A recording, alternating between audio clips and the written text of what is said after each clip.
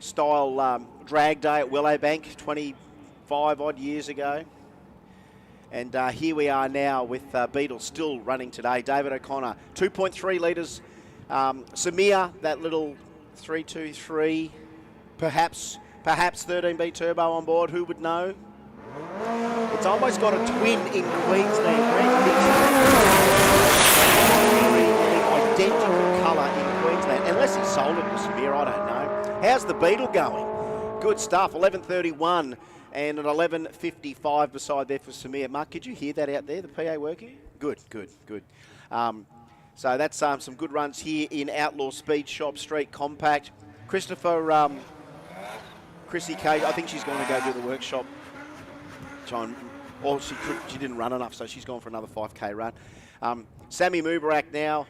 Actually, I think we got them both mixed around. So we got the other Mubarak was in the 1300, but no, that was the 323. Here is the Mazda 1300 now in this lane. So the numbers, they might have scrutineered together, and they've swapped. Obviously their numbers are not quite right. We've got Christopher beside him there in the Calais, and Sammy in that little Mazda 1300. You would assume rotary powered. Joining me on the mic for the first time in South Australia, Mark Allen. Mate, this Mark Allen, streets at Santa, multi-time drag racing. Still got the dragster, but he loves. We don't talk about that. Stuff. No, I know. We don't mention the dragster when we're down here. Oh well, why not? 11.15 there for Sammy. Look at that, 9.93 for the Calais. But how? It feels a bit surreal, mate. We're having an out-of-body experience here again. We're doing Jambo, but here we are at a brand new racetrack, and I know how wrapped you are to be here at this brand new drag. I just went down and got the cliche selfie, mate, on the start line. The cliche selfie on the start line. Say that fast 3 times. No. Cliche selfie on the start line, just the once. Anyways. But you've got it. I saw you down I think Janie was going to be on the microphone this morning, but she's busy, so she had I'll jump on. She swiped me swipe card and off she went. All right, Brett Matisky in the RX-7 and Corin Wickham in the VL Commodore. Now, it's good to see that VLs weren't just in Sydney, Victoria and Queensland, as that South Aussie's got some VLs as well. They did sell the VL Commodore all the way around the country, and it's good to see we've got some VLs lining up here in Street Compact, brought to us by Outlaw Speed Shop. There's quite a few new races here as well, and you know what, I knew that was going to happen, considering how long, we haven't really had a drag strip in South Australia. I knew that we were going to have, some absolute brand new people coming into the sport through events like this, and it's so good to see. Out there right now, the VL 10.01 for Corin, Brett Matisky 13.07 in the RX-7. She's not a bad class, Street Compact here today. Outlaw Speed Shop Street Compact. Look at these cars, and that's what I love about any track that's got the return road right in front of us here. It is so good to see these cars one more time before they disappear back to the pit. You know what I love about Street Compact classes? It's you can be as slow as you want in the class. I ran my Honda Prelude in Street Compact, mate, running 17 seconds. You probably chopped everyone, did you? Tried my best. That's the best thing about it. It doesn't matter what performances you've got. I mean, we do see them deep down into... We've seen him in the 9-second zone before. We try and cap it. We normally had him at like an 11 flat, but I think we drop it to like a 10 flat just because some of those cars have a different protect on them. I don't know. We're sort of Nathan Cook in the left lane. We don't know who was in the right lane as yet. Entry at 9628 the VL, but it goes 10.35 at 136. 12.92 there for Nathan in his RX-7. Just keep bringing them. We absolutely love it. Great class. Street Compact brought to us by Outlaw. And we welcome Outlaw Speed Shop to the Jamboree fold. They are synonymous with South Australian performance for many, many years. Yeah, Outlaw Speed Shop, they stock new high-quality brand-name performance parts for Chevy, Chrysler, Ford, Holden, GM, and imported cars. So check them out. Thank you for supporting the Street Compact bracket. Mitchell Bloor on the start line, the Holden Commodore. Take on Scott Radamacher. Sorry if I pronounced it wrong there, Scott. Scotty, the Rumpy. got a couple of tough brumbies around the place, so let's have a look, see if we can reel it in. That's like the VP Commodore, 11.34. God knows what's in that. It says 3 something. Who knows? 11.34 for Mitchell and Scott, 11.75. 11-second streetcars are no slouches. The Brumby, though, 133 mile an hour. Good speed. Oh, hello. Good morning, boss. Good morning, Captain. That could have been one of 10 people doing that, but I'm glad it was you, Cole. Mick Farrell, now that's a name that goes back a bit. Of course, Mick's sampled some serious rotary action before, but I see now he's got the RX-8 with a 20B on it. And what about Davor Pribacevic? So Davor Pribacevic, the Escort, Pribacevic, 2 litre, could be 2 litre turbo, old school, love a bit of that. If that's all, that's pedo power. Mick Farrell, he's had a full tube car before from memory. He visited us at other Jambos before.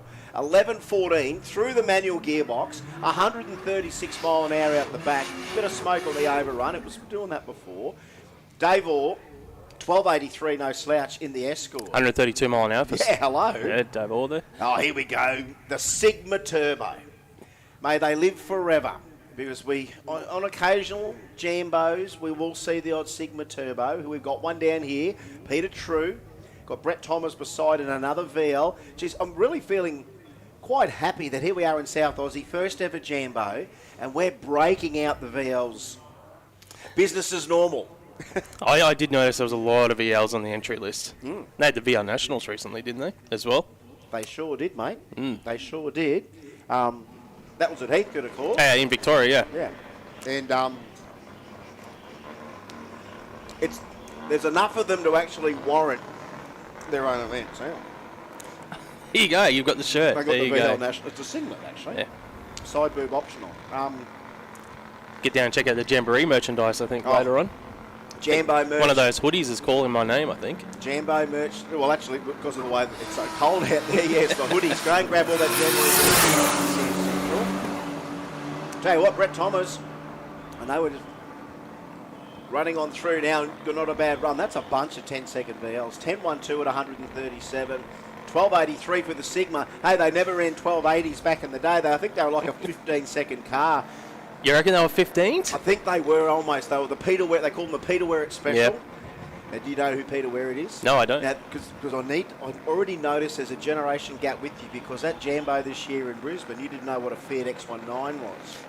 You'd never seen a Fiat X19. It was a car from the 70s. Yeah. Peter Ware was a guy from the 70s. So he was a motoring journalist. Yep. He used to do a show on the ABC called Talk. So he actually used to do these before Top Gear almost.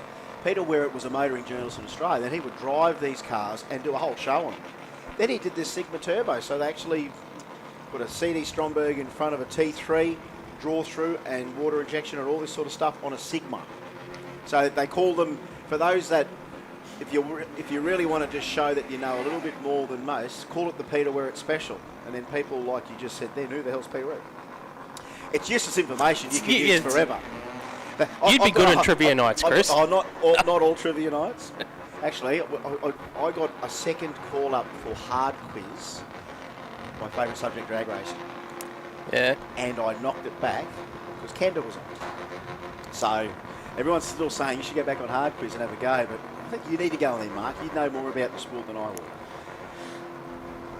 Maz Mina in the VL. This is a that? nice looking VL, I actually. think the licence plate said next level. So Maz Mina and James Hutchinson, the R33, you just don't see them anymore.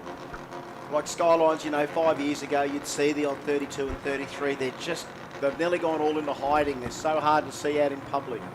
We've had a real rolling history lesson already.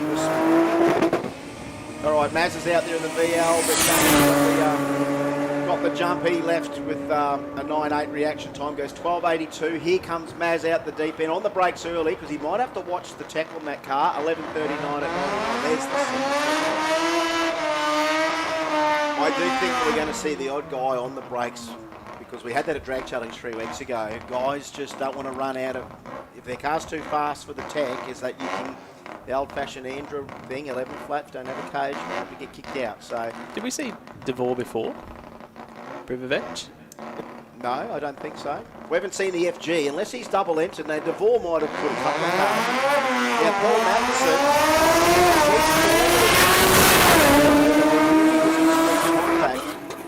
13B, peripheral port, I think, with a Liberty gearbox. Now, the thing's just shut itself off. Now, whether or not that was a deliberate shut-off run or not, but Paul actually, I think he runner-up or won Brisbane Jambo with that car in all motor from memory. It was a 1060 car, and I think he chopped them all down in all motor back in Brisbane. But here he is. Maybe we don't have enough field. And, it takes a while for some of these classes to catch on. Remember, this is the first Jambo we've ever had in South Australia, so how can people line up for a class that they've never been in before? But we do know that Mark's, run in all motor before, which, of course, is a normally aspirated only class style your own. And I'm pretty sure we were giving him a Billet J, and I think the money was huge money because of bulletproof diesel. Gave Mark a fair blob of money. Okay, Matthew Spratt. Now, that's a name that, again, sounds familiar from the early days. 1285 at 129 mile an hour for the Skyline. Mark Campbell, the I-30. Yes, it's a new modern world out there, the I-30. We've had a Kia Stinger. We've had an I-30, and these things, they're no slouch. Geez, hang on, have we eased into the Cade Technologies Euro class, Mark? Well, no, it still says Street Compact. It still says Street Compact, but unless it hasn't changed over on us yet. I just have a funny feeling, judging that we're now seeing a large cross-section of Euros, that Cade Technologies has got us a Euro class here, so maybe we're into that. Here we go, the 33 on the return row. There's the VL Calais on the way back. Gorgeous car, so good to be here in South Australia for the Garrett Advancing Motions Adelaide Jamboree. Of course, Garrett Advancing Motion and Link Engine Management presenting partners. And here we go, listen to a bit of anti-lag out there. Actually, I just got a photo from Dave Reed at Drag Photos. I think he's taking a photo of the side of the car for us to confirm what bracket we are into, and is Euro. We are in Euro, so we're just what we're doing right here is we're just closing the session off. That's what we're doing. Yep. That's all we're doing.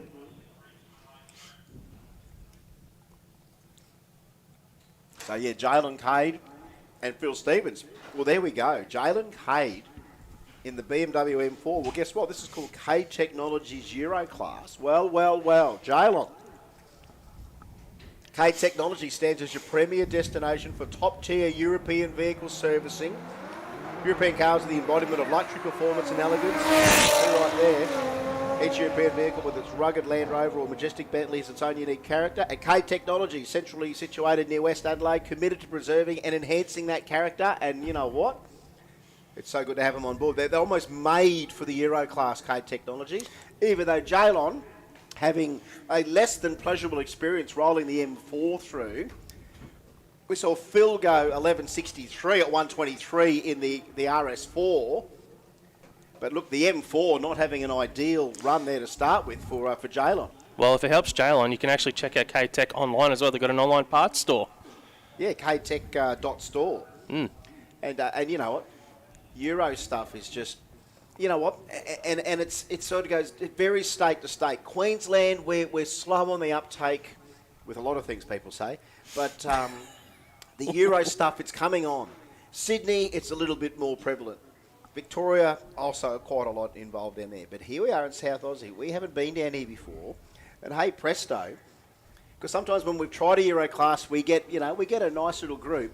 But maybe we've hit a big rich vein of European performance down here. And you know what? To have someone like Cade Technologies come straight up and be that Euro class sponsor, how good is that? Because I can see a nice little assortment of them down there. But unfortunately for Jalon, that first run for the M4 was not ideal in some way, because a lot of these cars have got quite sophisticated systems with launch control, that sort of thing. You know, their transmission, the different dual clutch transmissions now in these vehicles. There's a lot of things you can do to tweak those things, and who knows. Performance-wise, well, it's good to see we're getting a lot more Euro cars going down the drag strip around the country, because you can directly relate that to every other Euro car in the world then. I just had a look at our notes to see how many we actually had in the Euro class, but they didn't give us the entry list for the Euro guys, unless this is the entry list here.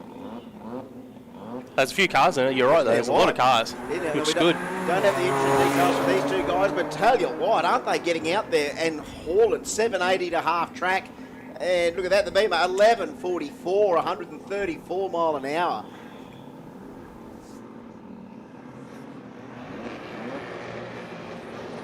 And a 1221 at 121. All right, Ramon Moran and Nijia Lamb out there now. So another BMW M2 and a BMW M3. And oh my goodness, I don't think we've ever had a McLaren run, but it's coming up next. Right now, Ramon rolling into stage, as is Nijia. 3 litre. It's an M2 and an M3, whether or not they've got the same engine or not. They're 2022 M3 in the right lane, the Summit Racing Equipment lane, and the Bullet Race Engineering lane has a 2023 M2. So brand spanking M2s. And I hope these guys get the drag racing bug bad, because I tell you what, it doesn't take too many laps at a great event to get you hooked. So let's see what they do here in our first ever Cade Technologies Euro class here at the Garrett Advancing Motion Adelaide Jamboree. Out like a rocket, 188 in the 60 foot for the M2 half track, 702. Watch this one. Wow, 1060 for the M2. 1060 for the M2. He rolled the beams, Nagia, so he is not going to get a time. He rolled the beams before the tree went down. So they're just padding a little bit of stuff up there, Mark. So got some news. That was impressive. Yeah. That was very cool. And speaking of cool though, on the start line, the McLaren. No name for it. Oh, here we go, John Munro. I don't think we've ever had a McLaren. I don't think we have either. No. We've had Sigma Turbo, tick. Right? We've had Sigma Turbo. The old Ford Escort RS2000, tick. Volkswagen Beetle, tick. McLaren, never ticked that box. Here we go. John Munro, 2019 McLaren. Now, I do think the Euro class, I would imagine we might be dialing right. Yes. Yep. Now, holy dooly, here we go. 193 to the 60 foot. Half track, 693. 10 seconds, something going on here. 10:28. Have a look at the speed. 146 mile an hour out of the McLaren. He was only getting started, John Munro. He was only getting started. That is a killer run from the McLaren of John Munro. Great run there. So that's the Cade Technologies Euro class. Session 1.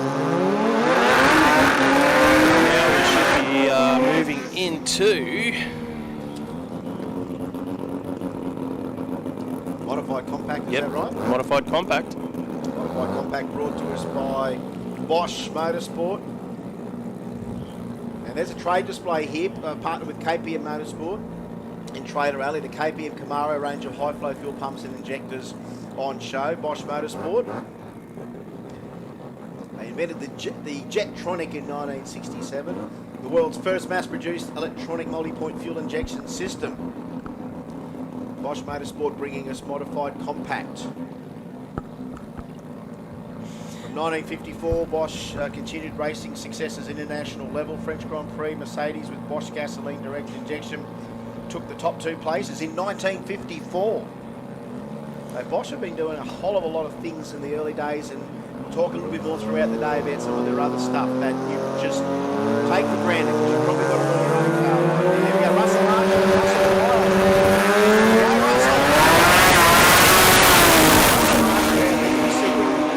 Staters have come down to be part of the first ever Adelaide Jambo, and look, he's coming on strong now.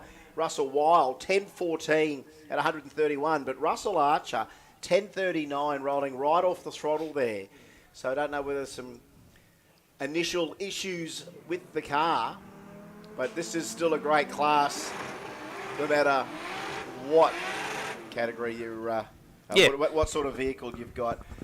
Sarah Herney now, check this out, the EB, she's from Victoria, 4 litre on board. Mark Barber, I do think this is RB30 powered. So for Mark Barber, it's almost a match made in heaven. It's almost like when you talk about Barras in Cortinas and things, you look at that and you go, geez, that's a match made in heaven. Same with RBs in Tiranas. Great combination, had it for many, many years.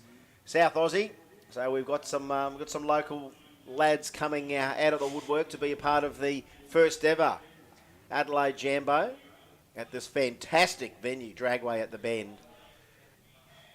Nearly the best seat in the house here, Mark. It is a great view from the commentary box. Big shout out to everyone watching on the live stream. Thanks to Overtaking Lane. The boys working very hard. Multiple cameras bringing you the action wherever you are right around the world. Because it's a big weekend in motorsport. Oh, Mark, now the thing came out with 143 in the 60 and then it's just lost power. You saw the attitude of the car change. Half track 604 for Sarah. Look at this. 929 for the EB. And look, Mark Barber, that thing came out 143 in the 60. Actually came out a little bit harder, but then you just saw the attitude of the car. It just slumped back over. It's just lost power for some reason. And let's just hope that whatever that was a minor little gremlin. The thing just shut itself off, which wasn't good. All right, Daniel Storty in the water in the Supra, and he's a South Aussie. And from Victoria, just about as OG a Gemini family as you can get. In fact, the OG, original Gemini, right? So Corey Hunter driving Darren's Gemini. Of course, the Hunter family, they'll do the road trip to Willowbank. They've done it before. Here they are. They've done the road trip down to South Aussie to be part of the first ever Adelaide Jambo. And again, single overhead cam life. G180 Isuzu engine. I mean, the things, I think, the block's full of concrete. I think, you know what I mean? The thing's set up to go serious. 50 plus PSI. It's got the clutchless gearbox in it. It's an 8-second car when everything goes right. Corey's driving it, so Darren's got Junior driving it out there. So let's just see. Let's just hope that they get what they want out of this trip down to South Aussie. The Hunters, the Hunter family, Corey Hunter. There's no lights there for Corey. Corey's not going to get an ET. It's a good run for him, but I don't think there's an ET. No, yes, there is. Sorry, I didn't see anything come up. 863, that's just about business as usual for them. I thought, God, I didn't even see the lights. They were on for a while before he left. I looked down, 863 at 161 mile an hour. The Gemini's making some steam, and for the Super into the 10s. But, God, I just thought for a moment, no, he's done a million runs on that car. He can't just see a Phantom Amber and leave. He's actually seen the Amber and nailed it. So that's a great run for the Hunter team. So the track, she's in pretty good. Yeah, well, he'll go to number 1 qualifier at the moment here in Modified Compact. Of course, Modified Compact is one of our quicker Diorone classes here today for the Jamboree. Yes. You've got to run quicker than 9.99 seconds. Yep. In racing. And I think we've got these around the wrong way, because I think that's George Jazeski in the right lane. Oh, we're going to move into J275 then. All right, so Modified Compact might be done for now. Yeah, I think you might be right. J275. Yeah, I think you're right, actually. I can tell that's George Jazewski because of the twin parachutes and the CRD on the back, yeah. This car, 2 weeks ago, testing in Sydney, 664, 214 mile an hour. It on that 660 pass, it was actually nosing over. Was it? Yeah, it wasn't a full pass. So this is... Honestly, Australia, we're very proud to have created the VL Commodore, right? And it's so good to see here in South Australia that we've got so many local examples of it. But it's such a treat for all of our Adelaideans that have come out today. And hey, get on the phone, get your friends out here as well to take it all in, because the technology, the machinery is just second to none.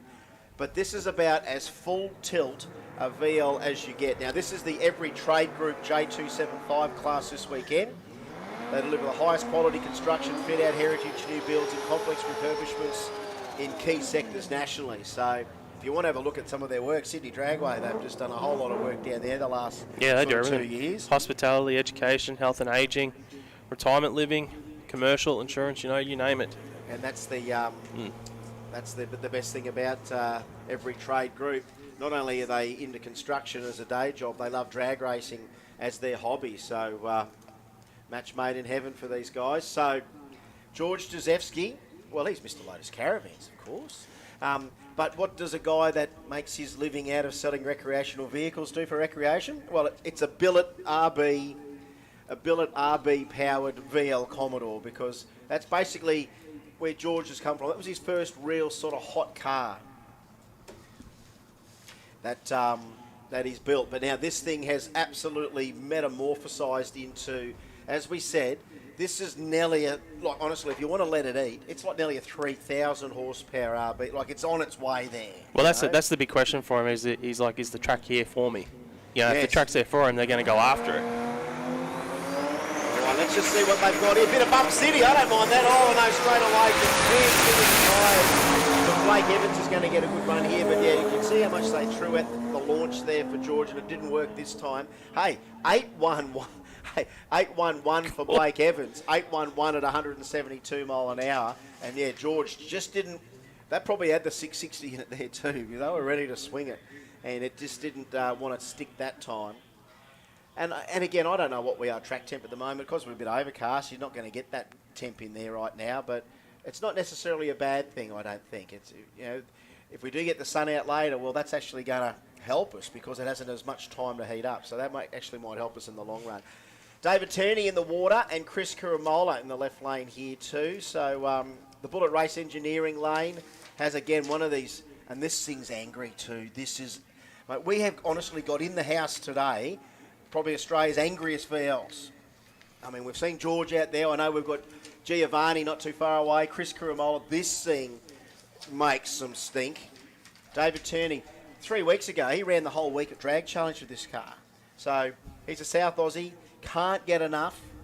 Drives the thing for a week. Runs eights. I think he even ran the first event here 2 weeks ago with the Top Fuel. So, and then how he is at Jambo. Like, he can't get enough. They want to run a 7-second pass in that Holden HZ for David Tierney. Yeah, it's a... That's the goal for the team. They want that 7. They want that. Well, I think now we're in Jambo mode. You don't have to drive it for the week. This is the trouble when you do drag and drives. You don't want to swing it on day one. You'd swing it on the last day, but he had to make it last the week. So Boss HZ drove everywhere. Drove 2,000 Ks for the week. 1,800 kilometres. Yeah. He said, yeah. 804 is his PB.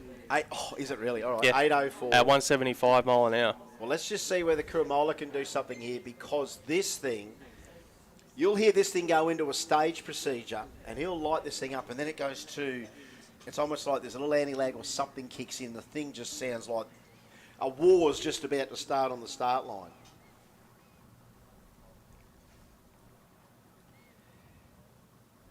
There you go, Janie's on it. All right, there we go. All right, so David Tierney ready.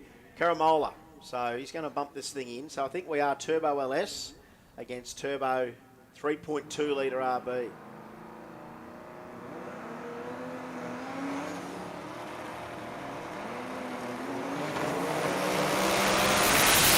Tell you what, he feeds it in there nicely now. He's backed off the throttle of the VL, but the HZ's on its way. 802. Well, it's a PB for him. 802. What was the previous best? 804. There we go. PB, 802. You know what? That's a bittersweet PB, isn't it? It's so close. That's a bittersweet PB. Well, that's the first pass of the day, mate. The good news is it's a PB. The bad news is it's not a 7.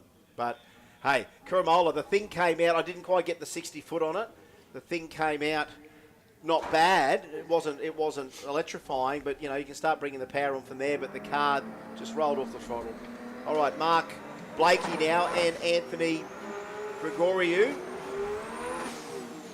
More VLs, and, you know, I don't mind. I don't mind them at all. They're both 3.2 litres as well, so they're both the Stroker RB. J275 brought to us by Every Trade Group. And we've got some great info there, Mark. Who got that info together? Jeez, I did that for us, mate. Geez, you did your research. You pulled that out of the folder. Mark Blakey actually sent me some information, but he did it after I'd printed everything. Mark does do the shout-outs to get all the info in there. Is this George coming back? It is it? No, it's our other one. Yep, that was... So Mark has only done 7 passes in this car. Current BB is an 8.0 at 177 miles an hour. Jeez, that's not bad. Yeah, essentially they're still in test mode, these guys. Light's gone green. Oh, big sideways launch there for Anthony. Mark's trying to get the boost up here. Took a bit to get going. 131 in the 60-foot half track now. 524. It's not on a bad march at all. 803. 803. 100. Yes. 178 mile an hour. 178 mile an hour for the VL. Oh yeah, it's hard to brag here in Australia. We've got the quickest VLs. Well, it's easy to brag because we're the only ones in the world that have this car. But if you were to go and look in the history of OEM 6-cylinder 4-door sedans in the world, I don't think there's too many that can rival the VL for what they were able to do with them. You know what I mean? It punches pretty well worldwide for a factory 6-cylinder 4-door sedan. There wouldn't be too many others that can rival where the VLs ended up. It wouldn't be. It'd be something Euro that'd be close, but no one's gone as quick as what these things have gone. All right, so it can't be Dangerous Dave's VB out there because Dangerous Dave's in here. It can't be him in his Barra-powered VB. I don't know what's in this thing. Do we know what's in that thing? It's not your car, is it? All right. Chris Velkovsky. So we've got Velkovsky there in the VS. But entrant 7349, we just don't have at the moment the VB. I think it's a VB, but look at that. So trying to get Velkovsky in. If we timed him out, we might have timed him out. We might have timed him out.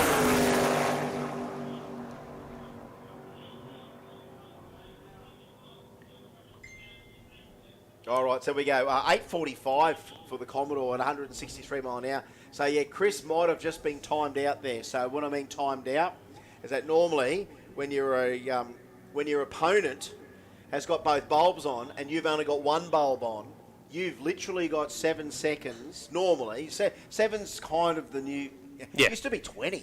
Remember when it used to be 20 seconds? I'm sure there's some racers that like to forget when it was 20 seconds. Oh, geez, there was some drama back in the old 20-second days. Wasn't there some drama? And you know That's why I'm saying it. And that was before we had as many turbocharged automatic cars like we have today. So 20, you try and run a turbo anything on the converter for 20 seconds. So we had to make it 7 seconds. And I don't know how we ever settled on 7 anyway, but 7 seems all right. So Chris just fell out of that 7 second timeout. That's what it was. Here's Giovanni Interussi and Joshua Moore. Now, I don't know, for longest distance travelled, Townsville's a fair way. Where'd you say Lee Povey came from? He came from Mount Isa. Mount Isa, I think. I think Townsville's Lee? Yeah. further away. Considering that they both probably came down the guts, you would think. And we're moving into modified 10.5 now as well. Okay. So that was J275, brought to us by Every Trade Group. Now we are into modified 10.5. And modified 10.5 is just fantastic. Again, that means you can run a 10.5-inch wide tyre. So that means you can run a slick. Yeah, main line. Smart Dyno technology, I think, supporting the modified 10.5 bracket. Yep, righto. So Joshua Moore from Townsville. Now, Josh is down here. I think he's motivated because I think he cleaned them up at Brisbane Jambo. So it's worth his while to come down here and, chase some more success. Beside him there, Giovanni Interussi. Now, he's another one like George Jozefsky. They're business partners. He runs, I think, Freestyle RV, so he's got an RV business as well. So what does the man do when you do recreational vehicles for a living? What do you do on the weekends? Well, you run your 2.5, 3,000 horsepower VL. That's what you do. Now, Giovanni, he's on the 10.5, the modified 10.5 tyre, so it doesn't have to be a radial. It can be 10.5-inch wide slick. Joshua Moore, Barra-powered BF Ute from Townsville. I think I saw Josh racing in Mackay only a couple of weeks ago up there for the Kinder Series. He did run in Kinder too, didn't he? I think so, yeah. All right, Josh, got to get that thing in, mate. Got to get that thing in. Yeah, that's 7 seconds. Giovanni, no spectacular launch from him. In fact, Josh, I think, just going to get this one out. 8.43 at 163. And again, I was just watching the attitude of both cars there. I even thought it's hard to watch the back of the tray back, but Josh went 8.43 at 162, all A-OK. But yeah, Giovanni, the thing did not want to behave. Again, this is a very similar deal to what Georgia's got, where it's pretty much a full tilt, all out, billet RB on board. This thing has got 6-second, 200-mile-an-hour potential, no doubt about it. It's got the potential to run a big number, but it just not its time right now. So he's going to come back and regroup and have another crack. Now, these guys did have a bit of a test the last couple of days as well, so maybe they can go back to what they know and put something down soft that they might be able to use. Here we go. Simon Formiati and Kim Dreisener. Now, Kim Dreisener, where would you've... I've never seen one before. Here it is. 1981 MZ11 Toyota Sora. Here's a Toyota. Where has this car been? It almost looks like a Japanese Malibu. That's what it looks like. Simon Formiati, check out the S14. God knows what he's got on board. It says 3500cc. So whether we are like VQ35 or something like that. But that's a couple of interesting cars that we've never seen at Jambo before. No, definitely not, mate. Never seen them before. Never seen a 1981 Sora, even a stocky. Maybe I've seen the odd stocky one around, but geez, if you put some tyre under it, where the hell's this thing been? MZ11 Sora. Oh. He's out and gone. Kim, 130 on the 60-foot, half-track 554, and a good number, 861 at 160 mile an hour. But I would hazard a guess, having seen various breakages throughout the 25 years, that we might have hurt something in the back of Simon Formiati's. So traction 1, Simon 0. So whether or not it's... And again, I think it's still got IRS in that car. You see the way the car sort of squatted. It might still have IRS in it. So that can be a half shaft. It could be the pinion. It could be the drive shaft.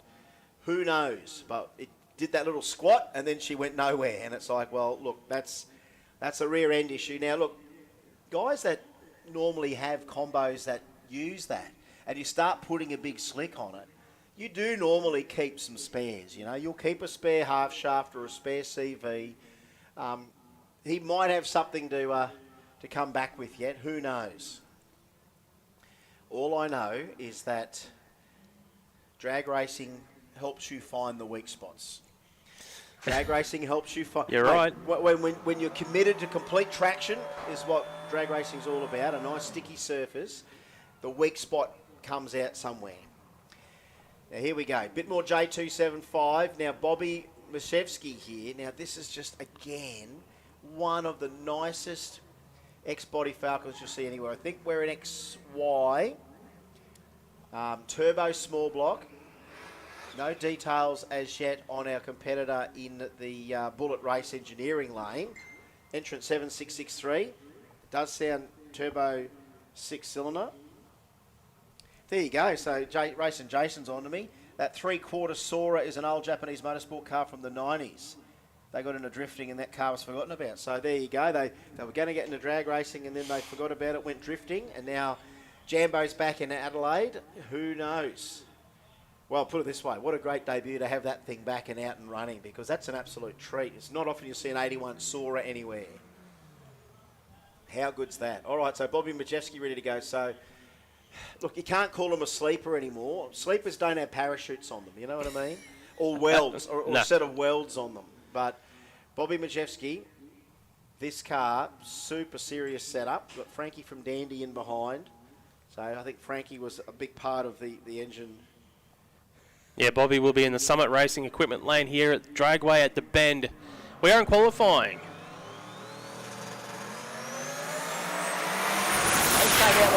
Bobby, 132 to 60-foot half track, 507. Look at this for a big number for the Falcons. Shoots out early. 774 and early shoot, 183.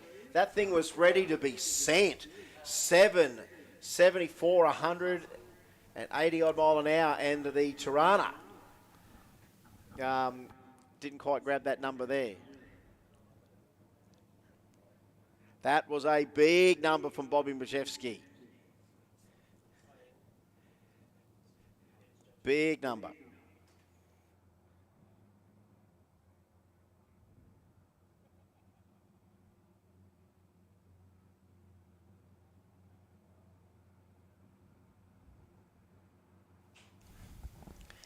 Oh dear, some big numbers out there. Speaking of big numbers, I think we're back into a little bit of J275. Maybe all the competitors hadn't got here for that first session this morning. Well, if they get a time slip, at least they'll know what class they're in. You know what I mean? They'll at least have an ET.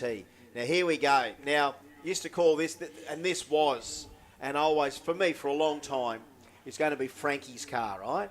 But Frankie's out the front, guiding him in. Keith Hards has purchased this car. Now, this was big news to me this year. Keith Hards, who's been a Dandy Engines customer for years, next thing you know, I mean, he had a pretty angry, aspirated, big block Camaro that he's done drag challenge with and all sorts of stuff. Keith's always had big block Chev-powered cars. What turns a man to go forward when you're a Chevy lover, but then not only buy an XW, I used to call this thing the XW. Steve Bozzino used to call his thing the XW as well. And again, same deal. Nowhere else in the world can we compare these cars to what we see in Australia. All I know is that as far as a four-door is concerned, a full-bodied, nearly 4,000-pound four-door street car, and remember, only a few years ago, Frank drove that for the whole week of Drag Challenge. And did he run like high sixes or? No, he ran 730s with this. Now remember, this is still a small block Ford. It's Bozzina that went the pro line. I'm thinking of Bozzina went the pro line. Frank always kept the small block Ford in it. So now Keithy's taken over this Fair XW. I wonder if he's still got the plates, because that's what the plates used to be, Fair XW. It's a Fair XW, mate, I can tell you. It's got twin 88mm turbos on it, one hell of a heavy breathing small block Ford, leaf springs, 275 radial, and even when Frankie was steering this thing was wild. Like, it had either come out on the back bumper or power stand halfway down the track. So let's just see what setup they've got in it this time. But this will be the first run for Keith Hards today in Fair XW. Actually, just on a side note, watching these first few Street Outlaw No Prep Kings versus the world, when they came over to Australia this year, Frankie gets a fair bit of airtime in the background. But he's on Team America because he's looking after Ryan Martin's stuff. So I almost want to drape him in an American flag instead, because he seemed to be on Team America's side back then, Frankie. Not cool, mate, not cool. Bump City. Squeeze that power in. 123 to 60 foot. Half track 461. Keithy Hards. 704. 704. The quickest that car's ever gone. 704. 197 mile an hour in a 4,000-pound XW Falcon. Thank you.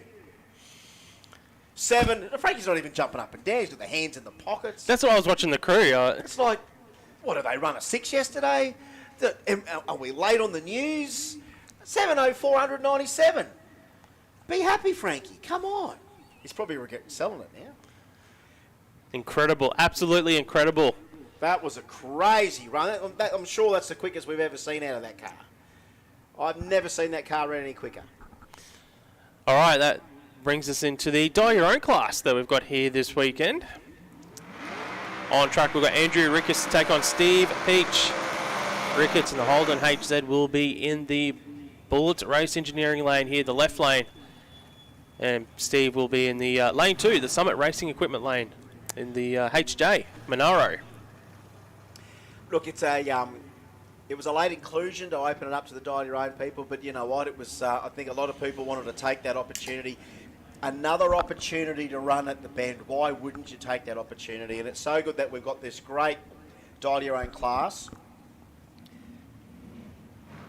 Andrew Ricketts, Steve Pake. So a couple of HZs. HZ, HJ. At Drag Challenge a couple of weeks ago, we had Attack of the Killer Kingswoods. We literally had like 14 to 16 H's between Q and Z. And we had Lumper going 780s with I can do an old joke for you. Not the Kingswood. Not the Kingswood. I just cloud wrapped the bumper bar. There you go. So these guys are on dial your own. So basically, the numbers, whatever numbers they get over 3 qualifiers, will be hopefully helping him with a dial in later on. 866 for Steve, 995 there for Andrew Ricketts. And you know what? We'll give you a little bit of V8 in the middle here now, because you know Jambo over the years, it used to be, you know, fast 4s and rotors. We'd see 4s, 6s and rotors, and V8s weren't allowed. But over the years, you know, especially with things like J275, we had a lot of V8 guys want to run on the 275, so we let that in. Pro Mod, we've got Pro Mod in here, an exciting class, so yes, we've got some V8 in there, but let me tell you, we'll give you a bit of V8 here now, man. We're going to drown you out a little bit more 2J and 13B and 20B a little bit later as well. You could probably really say that Pro Mod started at Jamboree in Australia. It did. It did. It was the first time I think Pro Mod ever ran was at Jambo. Corey Reid out there from South Aussie, of course. His wife Katrina, she's been running the XF lately. Now I met Corey and Katrina at Drag Challenge. They had an XF with a Turbo LS in it. Got nitrous on board this thing. Yeah, and then they got the bug, and next thing you know, Corey's bought a tube car. Katrina's now running, I think, an Aspo LS in the XF. She ran here a couple of weeks ago at Super Street. Hodjo goes, I just cloud wrapped the dipstick, so he remembers the old. Anyone's got any more Kingswood Country Kingswood Country quotes, bring them in. So Corey Reid's got the nitrous on board. Shane Borg in his LC Tirana. Corey goes round 113 in the 60, 07 wide, 508 to half track, 790 at 174 mile an hour. 882 for Shane Borg. That's going to be a tight class, the old dial your own. Yeah, I was just thinking that actually. Having a look at the cars that are in the class. There's some tough stuff amongst them. And you know what, as we said, we'll give you a bit of that V8 in the middle here. That's fine. We're going to give you a lot more, 2J, RB, 13B, 20B here shortly. Vlado Churic now in his GTO, 582 cubes. Yeah, they're kind of bringing some big cubes here. Have a look at what's in David Foster's 57 Chevy, mate. 632. So what are we there? We're 1,100, 1,200 plus cubes out there. And I love a big cubic inch engine. I could never afford one, but I'm going halfway there. I'm trying to afford a big cubic inch 4-cylinder. That'll be about as far as I go. But 632 cubes for Foster, the shoebox Chev, Vlado. And it's so good to see. We've got SA all over the place. They are going to. I don't think they could ever wear this joint out because it's brand new. But I hope these guys just continue to just wear this place out. Anytime they get an opportunity to come and race here, come and race. And you know what? When the invitation went out for them to come and run at Jambo, well, look how many have lined up. They just want to have a crack at it again. Don't blame them. Well, they've been starved of racing for a long time here in South Australia. Right. So not a lot of skid there for Vlado. Didn't see a lot of smoke out of the tyres there, but look, he's going to go in there and see how it goes. David Foster, nice big skid. Well, I see the twin chutes on Foster's car. Yeah, so it's got to be a serious thing. God, I've got the crazy Challenger coming up here shortly in a sec.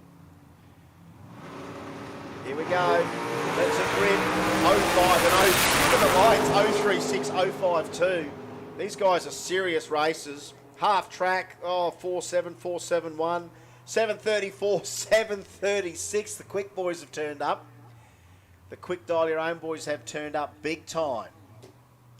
And it's so good to see. The lights, 4.71 and 4.72 at half track. And is that Bob Sherry down there as well? Oh, so good to see. So good to see. So I call him a little bit of South Australian royalty. I was going to say, mate, when you say Bob Sherry. If I see Bob Sherry or Gary Tanner or Jim Ioannidis. Well, it's interesting to see Ioannidis in a die-your-own class. Yeah. Peter Cates. So Peter Cates here. Now this is a Dodge drag pack. Now it says 354 cubes. So that's telling me it's that sort of Gen 3 Hemi engine. Maybe supercharged, because if it is a drag pack, it should be supercharged. But this thing ain't your average drag pack. It's had the back end done by the look of it. Oh, Racer X. So that was the other nickname for him, wasn't it? Racer X, Jim Ioannidis. Super stock royalty. I do miss a good super stock field. I really do. And he might pick the wheels up for you, mate. I think old school super stock. I hope he does. I hope he does. Oh, you want your old super stock shootout back? Love the old super stock. Love a good super stock shootout back in the day. But you know what? Things move on. But it's good to see that Jimmy wants to have a crack here. Put your hands together for the XW70 at 197 mile an hour, Keithy. Are you happy or not that the fair XW? Hard to imagine that thing at 4,000 pounds just nearly went 200 mile an hour. All right, here we go. Back to the line.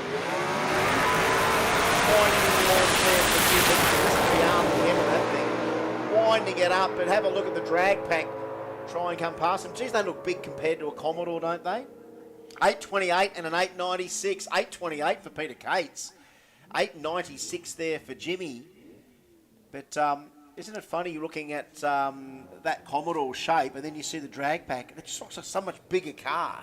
When considering Commodores were considered a big car. Yeah, you're right, and actually. Then you look at the back of that thing, it's like, wow, the Commodore's tiny in comparison. Just looks staunch, the drag pack. Yeah, the drag. That's a crazy looking car. If I had to pick something that's the toughest looking thing here today, that's got to go close. Yeah, that's got to go close. It had all the right lumps and bumps, and I love that. All right, dial your own, guys. That might be him, because guess what we got here? Bit of Pro Compact. All right, let's lop a few cylinders off here. Let's drop the cubes from, say, 580 or 630 to, 2.7 and 1.3. How about we do that, right?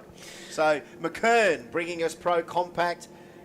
From the humble beginnings in 2002, founded by Damien McKern, McKerns have worked hard to build a personable and confident approach to working with their clients. McKern's team of well over 30 accountants and advisors are deeply committed to growing in their skills and acknowledge that they can apply this to their client's business. And you know what? I was just down there last week. I need to get my tax done. Sitting in the boardroom with Mr. McKern himself. And yes, I always laughs when I come down there with all my receipts. He goes, "Is these your receipts?" I go, "Yeah," and I just sort of put them in the folder. He sends them back eventually. And financial advice as well. McKern's offering that as well, and he's had plenty of financial advice to offer as well, which was good. All right, here we go. All the way from Queensland, Sam Kiprios in the little Starlet with the 3RZ on board. And from Sydney, the Pack Boys. What a treat for everyone here in South Australia to have Rodney Raham.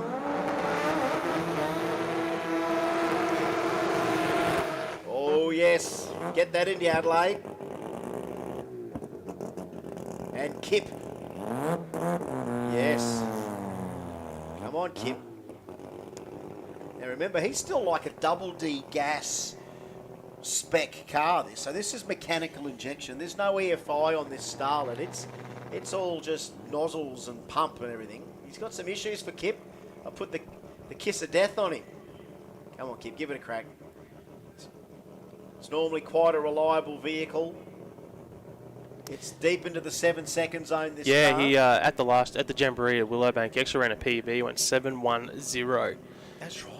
And they're looking to improve on it this weekend, but obviously got issues here for Kiprios in the. Here we go. He's in the Summit Racing Equipment lane. He's about to move forward.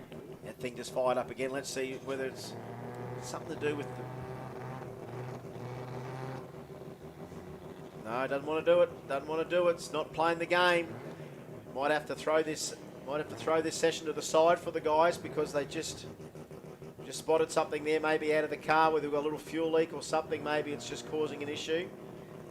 The thing does not want to behave. Anyway, we're just going to send him on a solo. Rodney, the track is yours. This is Australia's quickest 13B on Australian soil, and we'll talk about that shortly. because some big stuff happened in the last 2 weeks in the world of two-rotor standards. And let's just see what Rodney can do here. 103 in the 60, half track, 424. Good run here for him. 654, 204 mile an hour. Our quickest right now, our quickest ever rotary pass in South Australia. There's not been a quicker rotary pass in South Australia than what you just saw then. That is the quickest rotary pass in South Australia. You tell the truth. Well, it's got to be the truth. It's all new. I know that's. But that's a good run for them. Here we go. Yeah, 204 mile an hour as well. Okay, South Australia's own Marcus Pepe. Here we go. Now Marcus, and from Queensland. Oh yeah, put your hands together, Adelaide. Alan Dodd and Marcus Pepe. Marcus, this is the story from memory. The green car used to be Marcus's. And then Alan's bought that up Marcus. Marcus has got this new RX-8. There we go. Built by JC Race Cars in the States, this RX-8. Done a PB of 676 and 178 mile an hour early click. Sponsored by Boostworks, Billet Inc. and Microtech. And of course, Alan Dodd. What Up G, the RX-2 from Queensland. That's a guy that's got the rotor bug big time. We're watching an old full boost video of What Up G. He's got his R100, his RX2, his RX3, his RX4. He's got nearly every Mazda rotary in the garage. And he's got another RX3 for Mrs. Dodsey to start learning how to drive. There she is at the back there. Jen. All right, so here we go. Pro Compact brought to us by McKern. 2 rotors and 4 cylinders.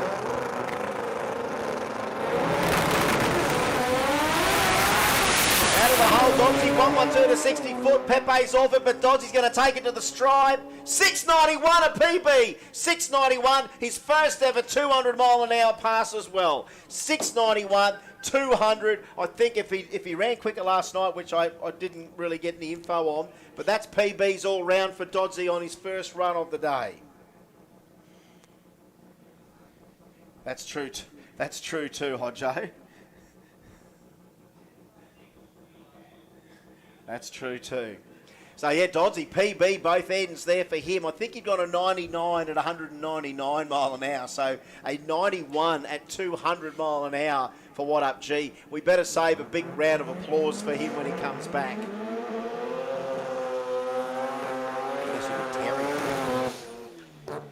So Terry Waterman. Now this is interesting. Now this car and What Up G are kind of like brothers, right? They don't say brother and sister. They're related. They're almost cousins. They're sort of cousins. They are related, right? So you know, Marcus has already gone 676. Terry's run 675 with this, and now What Up G's gone 691. There's Outback Sadek. Look at it. Is that Outback Sadek down there? Look at him. He's just pondering. Sam down there. I call him just with the hat. Just never seen him in the Outback hat, but he's ready to go. How are you, Sammy? Sammy Sadek. There he is. Straight up here, mate. Straight up. No, over. Over this way. Over to the left. Over to the left. There he is. Crocodile Sadek. Crocodile. He's got that. He's waiting for the boy to come out here shortly. All right, here we go. Terry. What's Terry going to do here? If he can go close to that PB of a 675, well, geez, I tell you what, hasn't the bend come around performance-wise? The air's good. Like we're making some good horsepower. The air's really good for horsepower. I can tell you. Mark's ready. I knew you'd win. Yeah, I can do. 108 to the 60 foot here for Terry. That's a good one. That's a good one. Come on, Terry. 95 to 192 mile an hour. Maybe off a little bit early, but yeah, Mark, 108 in the 60. And it was out and gone. But hey, 6 second 13B times already in the day. And PB for Dodsey, he'll be coming back shortly. Here comes the pack RX8 here in just a tick. So we've got to give them a round of applause as well as they come back. Give them all a round of applause, folks, including the Pack RX8, the quickest ever rotary pass in South Australian history at 6:54, 103 in the 60-foot. Hey, El Chepo, there he is down there. Good to see. And Outback Sadek down there as well. He's got that great hat on. He loves it. Check this drag pack out. That's a crazy piece of equipment. And here comes that RX8. Give them a round of applause as they come past there. 6:54 from the RX8. That was on the fine line of the clutch, though. 103 in the 60. And that was, I'm sure if they went and looked at the data after that run, that was the fine line of the clutch right there. They knew they needed to just slip that enough. And that's the downside. If you slip that thing, you've got to make sure it doesn't slip the rest of the way down. And I'm pretty sure that's what it was doing. That was the fine line right there in that 54. All right. Some angry 20B coming here. I'd say this is Georgie because I can see his wife over here to the left. Just watching. Racing Jason says fastest track in the world at 9:40 a.m. That's right, Racing Jason. At 9:40, it's the quickest track that we've got. And you know what? Because timeline, we're the quickest track in the world at this time, because no one else is ahead of us on a Saturday morning. All right, so this sounds like it's that Pack Billet 20B about to come up. Factory Extreme, brought to us by Precision Turbo and Engine. So I think are we sending him in one solo here? No? We're going to try and send him as a pair? No, we're going to send him as a pair, is that right? All right, here he comes. Geez, Georgie. He only knows one speed. No, we are going to do a pair here, is that right?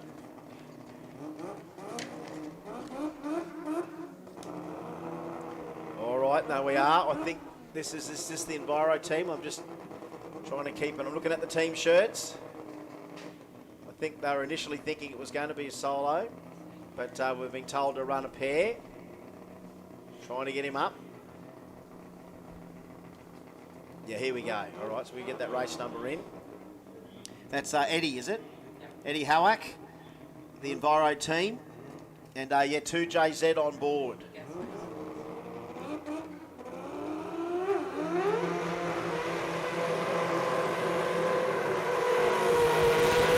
Oh, come on, Adelaide. Put your hands together for that. You want a bit of 20B? There it is. Big burnout there. Georgie only knows one way, Mark.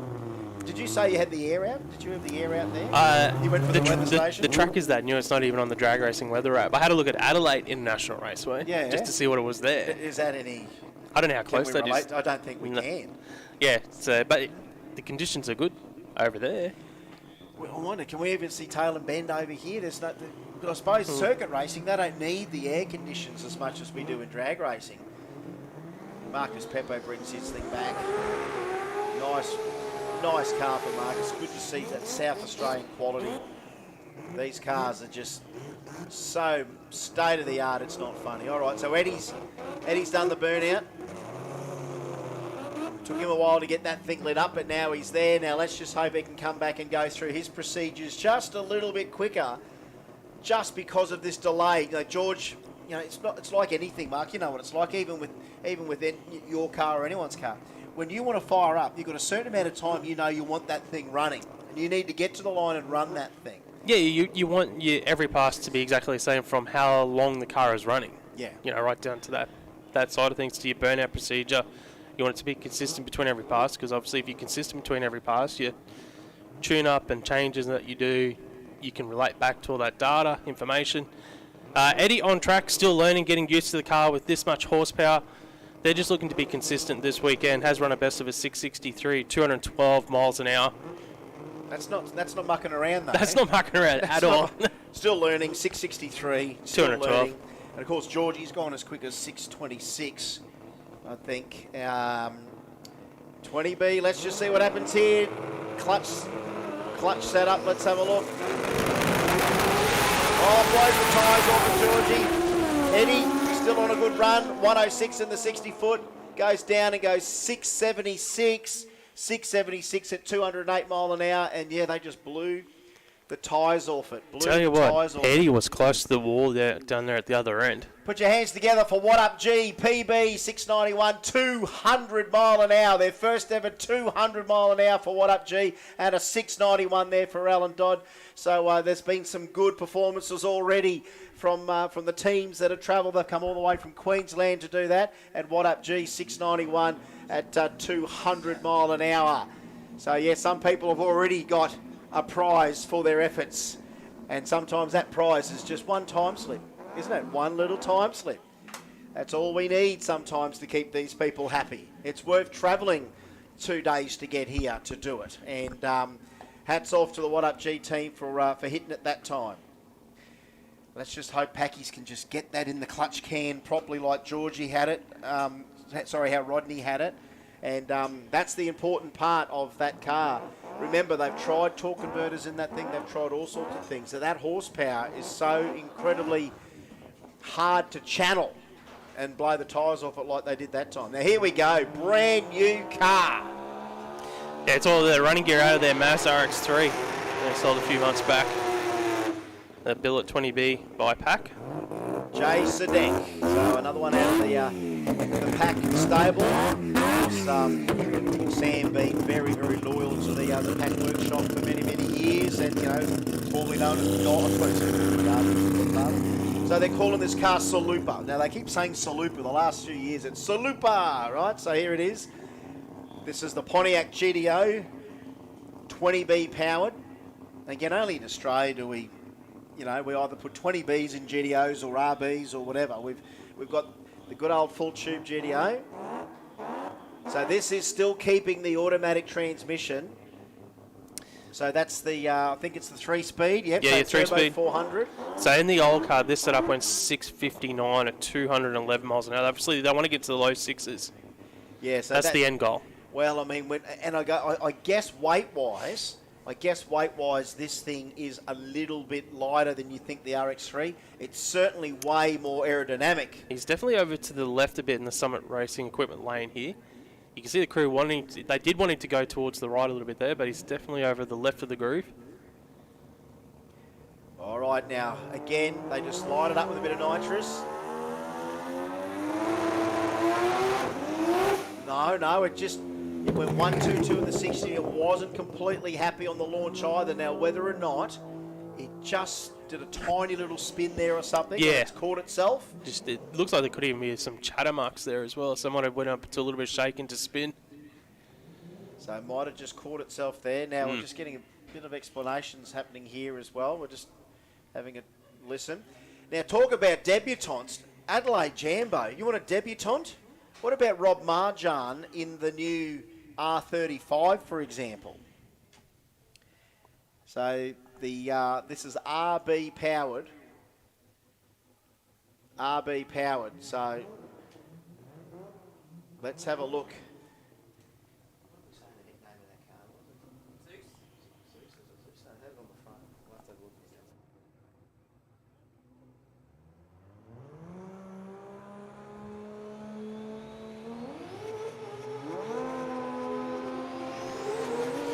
All right, here we go.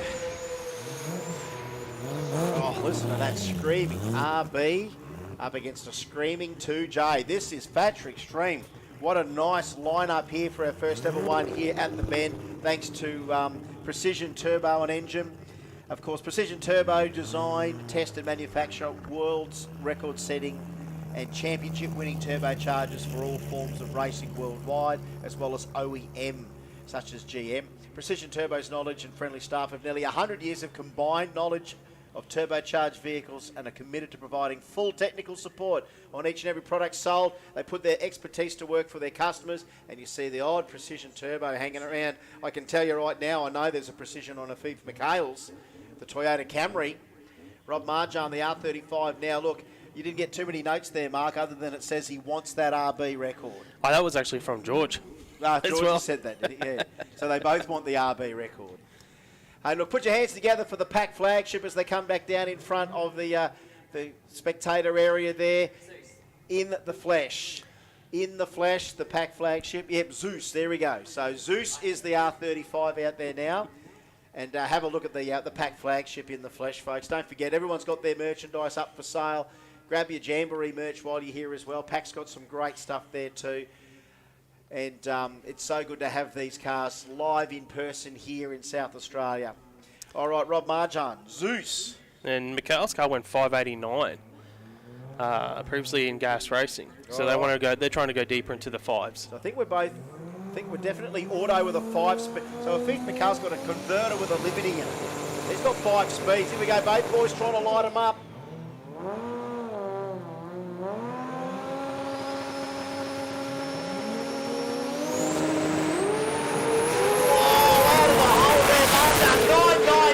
With the 60, Zeus has backed it off, so is the Thief. 4:15 to half track for the Camry, 4:25 to half track for the R35, but that is our quickest 60 foot today.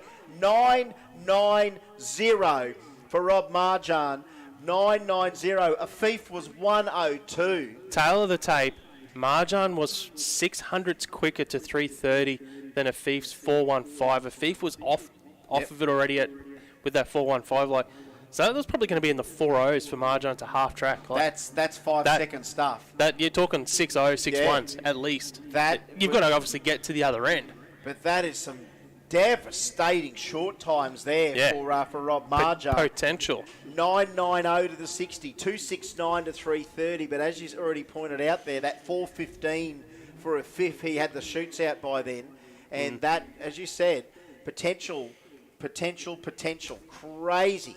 990 in the 60. That goes to show what the track can handle out there, Mark. We are on the big tyre, of course, which it's deceptive. You know, what the big tyre can show in short times, hard for a radial tyre to show. Mind you, our quickest radial cars in the country have gone 9.1 in the 60 on a super sticky track.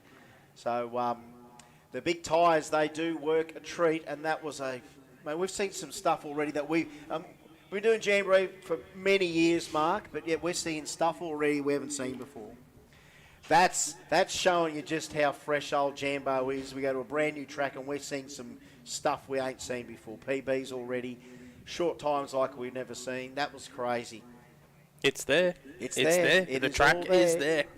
You've just got to find the setup. That's why the crew chiefs get paid the big bucks. Yeah, give a round of applause for Jay Sedek coming back in the new Salupa GTO / Mazda. There it is. Got the Mazda badge on it, of course. And whatever that issue was off the line there, they'll get that sorted, no doubt about it. But again, that thing's got to be lighter. It's got to be way more aerodynamic than the RX3 was. And considering the RX3 went 650s, that's going to be that low 6-second potential that they've all got potential. They all want to run a 5. We still haven't seen a 5-second run with a 20B ever. I think 608's about the quickest we've seen from Lakito Killer. 13Bs are now down into that sort of high 6.0, 6.1 area. And I tell you, we're very, very lucky that now, only 2 weeks ago, Australia's Steve Barnett took his Mazda 6 blueprint to the World Sport Compact Challenge in Orlando and is now the third quickest 13B in the world at 6:22 at 2:22 mile an hour. That's almost like another America's Cup moment. You know, that's an Aussie team going to America, and now the third quickest 13B in the world at 6:22.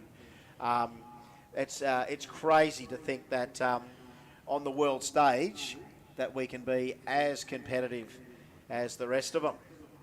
All right, so this must be Rob. So there's Frankie out the front there. So Frank Tarabay in his 5 seat. So you'd say Frankie's going to hop in that Pro Mod shortly, but his brother Rob is in the driver's seat here today. Of course, every trades group is their company, the Tarabay boys.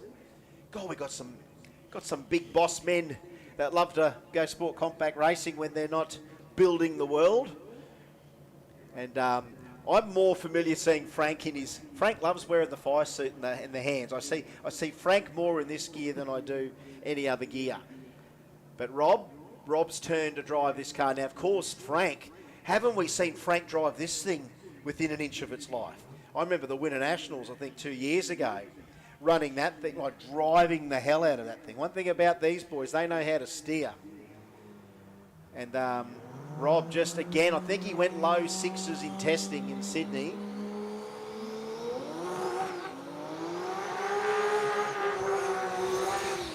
bad, Rob. That'll do for now. That'll do for now.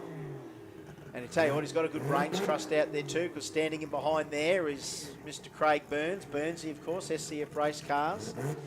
Mate, how cool. I don't know if you saw footage of Craig Burns last weekend. That thing was off tap.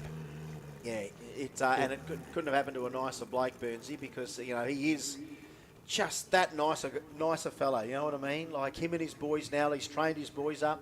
So if you don't have Burnsy himself on the rear end of your car, you've got one of the boys on the back of it. And you need a guy like that in your corner. If you're going to bring any sort of horsepower to the track and you want it to go down the track straight and work, you want Burnsy in there. All right, here comes the Fief back after that amazing sort of half-track run. And how good does the Camry look? Gee, we've got some horny equipment laying around here, don't we? Jambo's just full of it. Jambo is full of this horny stuff, and it is so good that we can bring it down here to Adelaide. Folks, it's not too late to get your friends and family out there. It's a beautiful day now. A bit of blue coming through now, and it's an absolute treat to have you here, but get all your mates out here for this afternoon. They won't believe you when you tell them about it on Monday, so you better get them out here to have a look yourselves and spend the afternoon enjoying it, because you know what happens by the end of the day. Someone wins the Billet J trophies. It's not like we didn't skimp on anything coming down here to Adelaide. We brought those Billet J trophies for someone to win. And these guys have travelled down here for, you know, various reasons. One of them.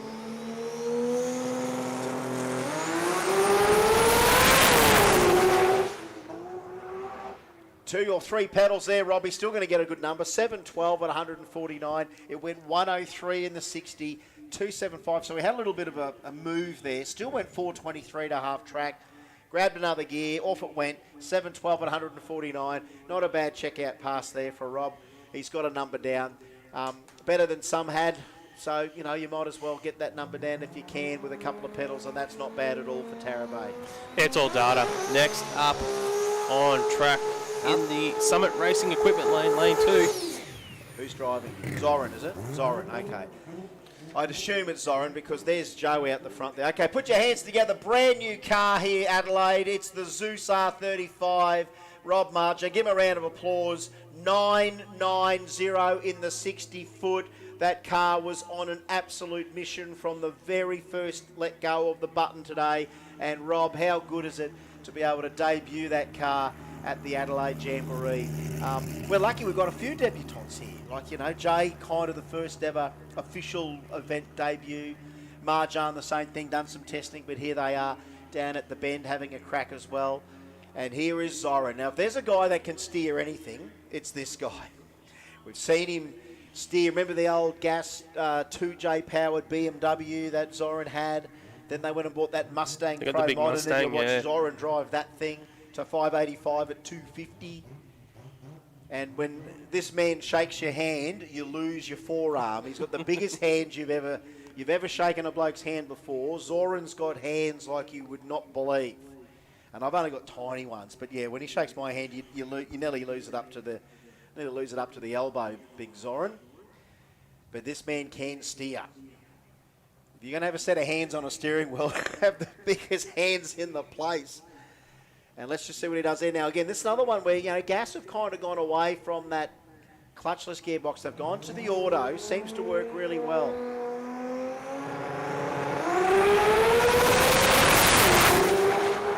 104, 60-foot half-track, 402, 608, 608, 237 mile an hour, 608, 237 mile an hour. That's our best number in Factory Extreme today, 608, 237.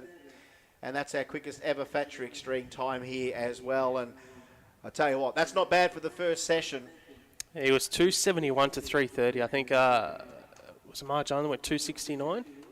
Yeah. Yeah. Oh yeah. Yeah. So I'm just thinking of the numbers for everyone here. That's a potential, huge number. But yeah, 608, huge number for him. That just behaved itself. It did everything right there. It did everything it needed. Yeah, it made a little move, but not a major one. Just around probably about 80 foot, 100 foot out. I wonder he if brought it back in the middle. And I wonder if they got a lock up in that thing. Do you hear the engine note really drop then? You know, it's almost like they can lock that converter up. Now, I don't know what we're seeing here. We've got a Kia Stinger ready to go, but we also see we've got Conelf's standing out there on the start line, of course, Con from C&V Performance. Here comes Frankie Tarabay. So he's just seen Rob run. So now we might moving into Pro Mod. Pro Mod. Oh, good one there for Frank. So we might just yet see our first 5 coming up here if all things go well. So we've seen 6 over the 2J. Can we see a 5? What about Frank? 38 years old, owns and operates his own construction company. Yep, he does. And if you've ever been to Sydney Dragway of late, and you've seen probably the best, so I've never been to too many other racetracks, I've been to every racetrack nearly in Australia, but they reckon that they're the world's best drag strip bathrooms as well. You'd have to agree. They're pretty much the flashiest bathrooms you'd ever see at a racetrack anywhere. And I haven't been anywhere else, but they'd have to be gold-plated anywhere else in the world, because when they did that rejuvenation of Sydney Dragway, every trade group, of course Frank and their company, well, didn't they put drag racing, drag strip bathrooms on the map?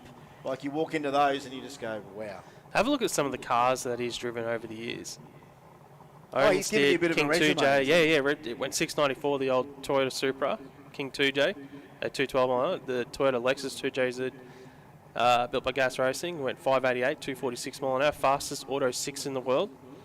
And now he's got this Jerry Bickle 69 Camaro, has run 558 at 266 mile an hour pass. That's 558.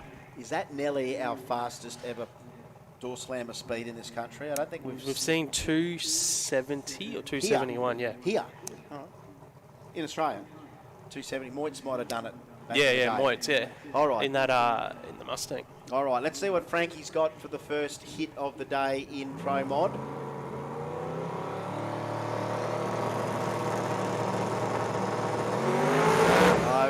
Too early. The wheel speed was too early there, and just didn't want to get the number down. It was just hassling the big slicks immediately. 1-2-4 in the 60 and an aborted run for those, but the guys will go back and have another tweak at that. I mean, that's the same lane that took 990 in the 60 from Rob. You know what I mean? Like, it's that lane's good. We know it's good, but that's the difference between trying to put 2,500 to 4,000 down, I guess. But hey, these things happen sometimes, and again, not every run can be perfect. Here comes Rob Tarabay back with, of course, just seen the brother run, and comes back with the Scion, the Lexus. Sorry, it's the Lexus, that one. It's got the Lexus nose on it. But that is basically, we've just probably run our whole group through once, and that's been really good to see. A great example in all our categories what Jambo is all about, and Street Compact is about to hit us for the second session right now. Okay, attention in the pits, Racers, if you are not in your car ready when the class runs, we will run without you. We have and again, we had this at the briefing this morning, we have a hard curfew at 10 tonight, and every minute is going to count. So we are not going to wait for entrants to come back to their cars. You must be ready. When you come to the lanes, be ready to run. We are not going to dilly-dally today. We cannot dilly-dally. We are without dilly. We are without dally. And we are not going to have any of that time to do any of that today. So can we please emphasise, all competitors, when it's time to race, be in your car and ready. We are not going to chase you. If your car's in the lanes, we're not going to say, will the owner of this car please come and hop in your car? No, stay in your car and be run, because we do have a hard curfew at 10 tonight. We want to run everything by the end of the day with time to spare. We don't want to be not finished.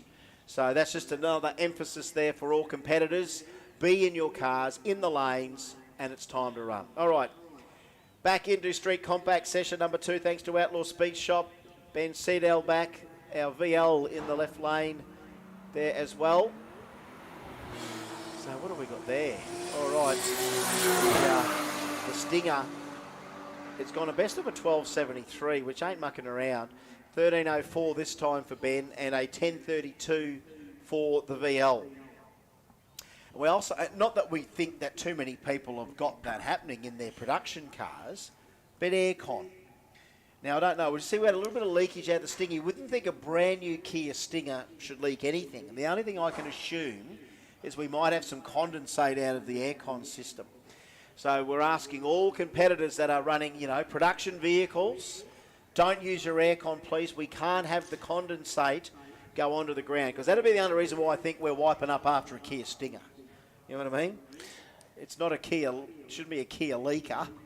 It should be a Kia Stinger and not leak anything. But that's just caught our attention in that lane there. Yeah, okay, we are in qualifying session number 2 for Outlaw Speed Shop Street Compact. They are Australia's best speed shop located in Adelaide, South Australia. Thank you, Jesse Ferguson, for your kind comments. Outlaw Speed Shop, I tell you what, staff of racers and car builders, and you know what, it's good when you can ring up a shop and they're actually already racers and they know with a lot of technical information. I look forward to helping you guys out. Business for over 40 years, trusted supplier of performance parts to customers throughout Australia. And I can vouch, I've had many a parcel turn up with Outlaw Speed Shop stickers on it. Because they do a lot of online trading as well. So, I think they've got a lot of stuff that will be on eBay and all that as well. So you can buy that sort of everyday stuff. Yeah, well, they've been in business for over 40 years. Big wheelie there for David O'Connor, the Beetle. I think in the excitement, he'd forgotten to grab a gear. He's forgotten to grab a gear and he's just idling down there. Brett Matisky's going to make his one count. He went 13.07 first pass this morning, goes 13.21 this time around for Brett Matisky at 112 miles an hour. And we'll see O'Connor roll through in the V-dub for a 21 second pass, but I think you're right. I think he might have missed a gear or something there on the launch. Got all excited, headed towards the wall, brought it back. Big Zoran coming back in the gas Celica. Yeah, the sun's out now, so we're going to get a little bit of sun. No one really needs the aircon on anyway, because it is freezing outside. Freezing for us Queenslanders, yeah. It's probably a hot day. It's probably just normal for him, yeah.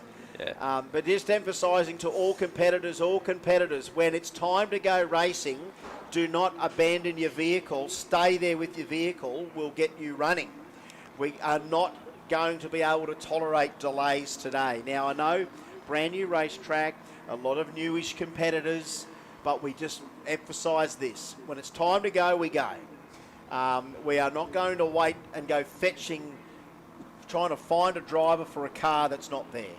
So we're going to emphasise that more and more today, that we cannot handle delays of too much today. We want to stay ahead of schedule and on time. Yeah, that's not good. Not good. They've had plenty of good laps in the thing, but now they've had an issue. Yeah, that's a shame for Lee Povey. All the way from Mount Isa and snapped a crank yesterday. All right, just waiting for... well, isn't it good that we've had that overcast condition? So I don't mind that we had that overcast condition to start with, because it's kind of delayed the heating of the track. Because you know that this track, well, any track, can get to a certain temp when the sun's been on it too long, and we kind of have a session there of nothing. You know what I mean? Like the cars can't get the keep doing this. Cars can't get it hooked up. How much of a beast is the Camaro coming back there with Frankie, eh? That's one hell of a beast. That's a good one, Mark. Natural, mate. Looks like I'm trying to pass something. Matthew Spratt and Mark Thomas. Great photo, Mark. Great photo. That one. Very embarrassment. Mark Thomas, the RX2. Here comes that 33 right at the stripe. 12.23 and a 14.94. And according to our live timing here from Portatree, that must be their best ETs of the day. Yeah, if they light up like that. Yep, perfect. That's good to know. So there we go. Mark Thomas and Matthew Spratt getting some best runs of the day so far for them. And as we said, normally this little Mazda wagon would run in all motor, but here he is coming down to run in Street Compact today, and we haven't renewed the names there, but that is the Starlet. We're just going to hold him back. I think those guys rolled in the stage before we got their names. There we go. Rick Bartley and Paul Matheson. So Paul Matheson in the Mazda wagon, Rick Bartley in the Starlet. Now this Starlet's quite a famous Starlet in Victoria. I saw this on a full boost video this week. This thing makes 400 plus to maybe 500 plus to the front tyres, this little Starlet. Well, this is first pass of the day, starts early this morning. We're at 13.87 in that Mazda wagon. And the Starlet goes 10.45, 145 mile an hour. Geez, you know you're living when you're doing 145 mile an hour in a little Starlet. Yeah, something came off the Starlet about half track actually. You can just see it from up here. Yeah, to the left of the groove. Old Eagle Eyes Janie, she's just come straight in there. Boom. She's been out of the room. See, they're onto it already. She goes, something came off the Starlet. Yeah. Just got to get that off the track. Go get a coffee. No more. Next up in Street Compact qualifying, we've got the Holden Commodore of Mitchell Bloor.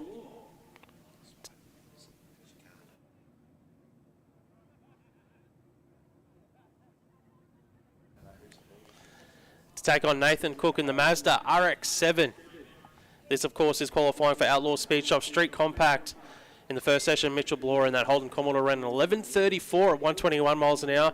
Nathan Cook in the Mazda RX-7, he went at 12.92. Of course, Street Compact is a die-your-own class, so it's all about consistency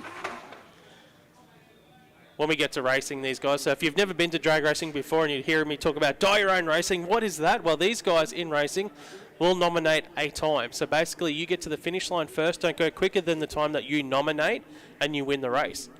So if one car's dialed in 10 seconds, the other car's dialed in 11 seconds, the 11-second car will get a 1 second head start, and first to the finish line that doesn't go quicker or doesn't red light will win. And that's the basics of die-your-own racing here for Street Compact. The Mazda RX-7 is getting pushed back. So there's some issues there. So we'll see Mitchell Bloor and the Holden Commodore will be on a solo pass here. Gets out of the 2:09 reaction time.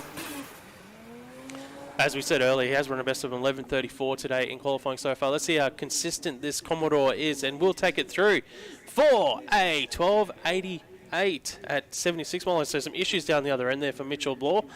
Off of it early, only 76 mile an hour. They have another qualifying session to do later on before we get into racing for these cars. How good's that Starlet? How good's that little front-wheel drive Starlet? 145 mile an hour out of the Starlet. You got to love the freak stuff that turns up in Street Compact. And hats off to all of our competitors that made the effort to come down here to the bend. Some of them are harder than others, these two guys. Well, look, it says Mick Farrell from WA. That's why I remember Mick Farrell. Mick Farrell, yeah, he's had like a RX-7 full tube car, I'm sure, Mick Farrell. So Mick Farrell, well, we thought that Josh Moore from Townsville might have been a trip. WA to the bend must have been a trip for Mick Farrell, you would think. Corin Wickham beside in the VL. Gearbox Mick Farrell, 220V in the RX-8, but that VL, that's a good run there for him. Corin Wickham, 9.98. So, yeah, that's into the nines. 10.17 for Mick. That's a better run there for him as well. So, this field is sharpening up in Outlaw Street Compact. I think that 998 might be a little bit too quick for Street Compact. I think it's 10 seconds and slower. We might have to give it a little it might have to just a bit of a tweak to slow down.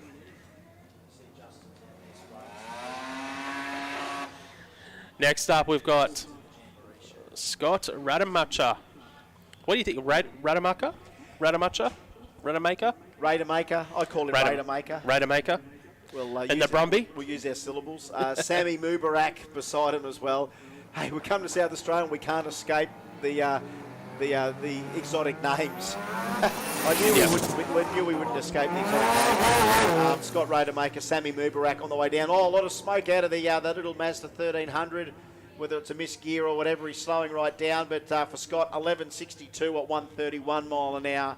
And for Sammy, whether or not that's him or his brother or his double entered, that's a 17.93, not the best there for him.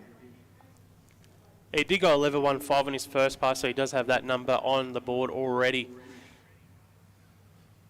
Another couple of VLs, mate. Mate, the VLs, if we could get them all in the one spot, it's hard to do it, but as I said a few weeks ago at Heathcote, we had a VL Nationals, the first ever VL Nationals, and quite a lot turned up. We had George Tazewski there, we had Giovanni Interusi, and plenty of Victorians' finest. And I think George cleaned them all up, went like 7:30s to 200 mile an hour, cleaned them all up in the VL shootout. Well, Christopher in the Holden Calais, the VL in the Bullard Race Engineering Lane 1 here, his name is that long we can't even see it all on the screen. And Theo Gialamas beside him. So, yeah, Theo, we got yours in the Calais. Where did Theo go? He's going to get the reaction time. He got a minus 307, which means he's still going to trigger the beams here. And he's going to go 10:43 at 136. Blows the tyres off, it does Chris in his VL. Cartabani. Chris Cartabani. Yeah, you've done the cross reference. Yeah, I've got Chris the entry. Yep. And, yeah, I tell you what, Mick Farrell, what a interesting street car coming back here. 20B, stick shift, RX8, Nelly into the, into the 10s easy. Okay, here's Samir Mubarak. Now, again, I think between Samir and Sammy. Well, that's not confusing at all. No, well, yeah, Samir and Sammy. So Samir now with that. And isn't that almost a dead ringer for Grant Dixon's little 323 from Brisbane? When I saw that in the staging lanes this morning, I thought, Grant Dixon's made the trip all the way down from Queensland in his little brown 323, but he's got a twin. And I think it is 13B powered as well. We've got Mads Mina beside him in that amazing VL. Next level. Isn't that funny? You can get that all on a license plate, and it's got multiple meanings. Next level or next LVL. You know, VL as well in the next level. Looks a treat, absolute treat. This great lineup of cars. Great to have you with us here at the Garrett Advancing Motion Adelaide Jamboree, presented by Garrett and Link ECU, and all of our other great sponsors that we've been mentioning throughout today. But these guys have already had a run down there and done not too bad for themselves. Grabbing their first ever Jamboree time slips, some of them. You know, we've got a few that have come into state that have had them before, but there's a lot of them getting their first ever Jambo time slips and doing it here at the Bend. Well, I suppose there's a bit of history today. Like you can you can say that I was there at the first Jamboree, and if you win the event, like that's something you can take to the ground here in South Australia. It's going to be a big effort to do that. And it's great that we've had a lot of our interstate entrants come down to be a part of it. And again, part of history. Like, it's not often you get to be at the first of anything these days, let alone brand new drag strip here in South Australia. I was lucky enough to be here at one of the very first. Like, Drag Challenge was kind of the first event, even though they had a motorbike one the week before, and then the week after that they had the grand opening. But to have the first ever Jambo down here, it's just something for the history books. Davor Prizacevic and Peter True now. Now, look, the Sigma, few issues with the Sigma. That's a shame. I was ready for that 2.6 litre Astron to let it rip down the track again. I think if I had a Sigma, I'd be calling it fully Sigma. Fully Sigma, yeah. Well, there's a burnout car called Sigma, I think. Yeah, there is a burnout car called Sigma. But yeah, the Sigma, you don't see too many of them. They were all over the roads, and especially they were made in South Aussie. The Sigmas, they were actually a South Aussie product, Mitsubishi, and used to see Sigmas everywhere. Nearly everyone had a Sigma at some stage. And then of course the Magna was born after that. Changed the field, changed the game a little bit in Australia when the Magna came out. Dave Orr now on his own in the FG. Peter True, the Sigma, is getting pushed away. So let's see what the FG knows. 1370 looks like that's a PB for them from today. They picked up half a second on that earlier pass that they did this morning. James Hutchinson now and Dave Orr. Pribacevic. Now this RS2000, we've got to keep it. This could be a turbo RS2000. Who knows? I've got to get under the hood of that thing and have a look. Could be Pinto powered. Super old school. Again, we've got to teach a new generation of older engines if they're still around. What's that? That's a Pinto. That's the old 2 litre. So I'm not seeing things. We do have two Dave Orr. Really? Yeah, the Escort 2000 FG, which just ran the FG. And there's a Ford Escort. How does he do it? 1093. There we go. 10-second Escort. 1093 for the Escort. 1242 at 127. We used to have an Escort in Brisbane, of course, the Munro brothers, and before it was owned by them, Peter Taylor. Turbo Pinto draw-through with a single-rail gearbox, and that ran 1120s, and we thought that was the quickest thing we've ever seen. Now this RS2000 just goes 10s, and we go, nah. That's just today's, isn't it? Today's performances just would blow everyone away in the 70s and the 80s. All right, we're back into Cade Technologies Euro, I would imagine, judging by the vast quantities of BMWs that we see there. And, oh, yes, there's a McLaren.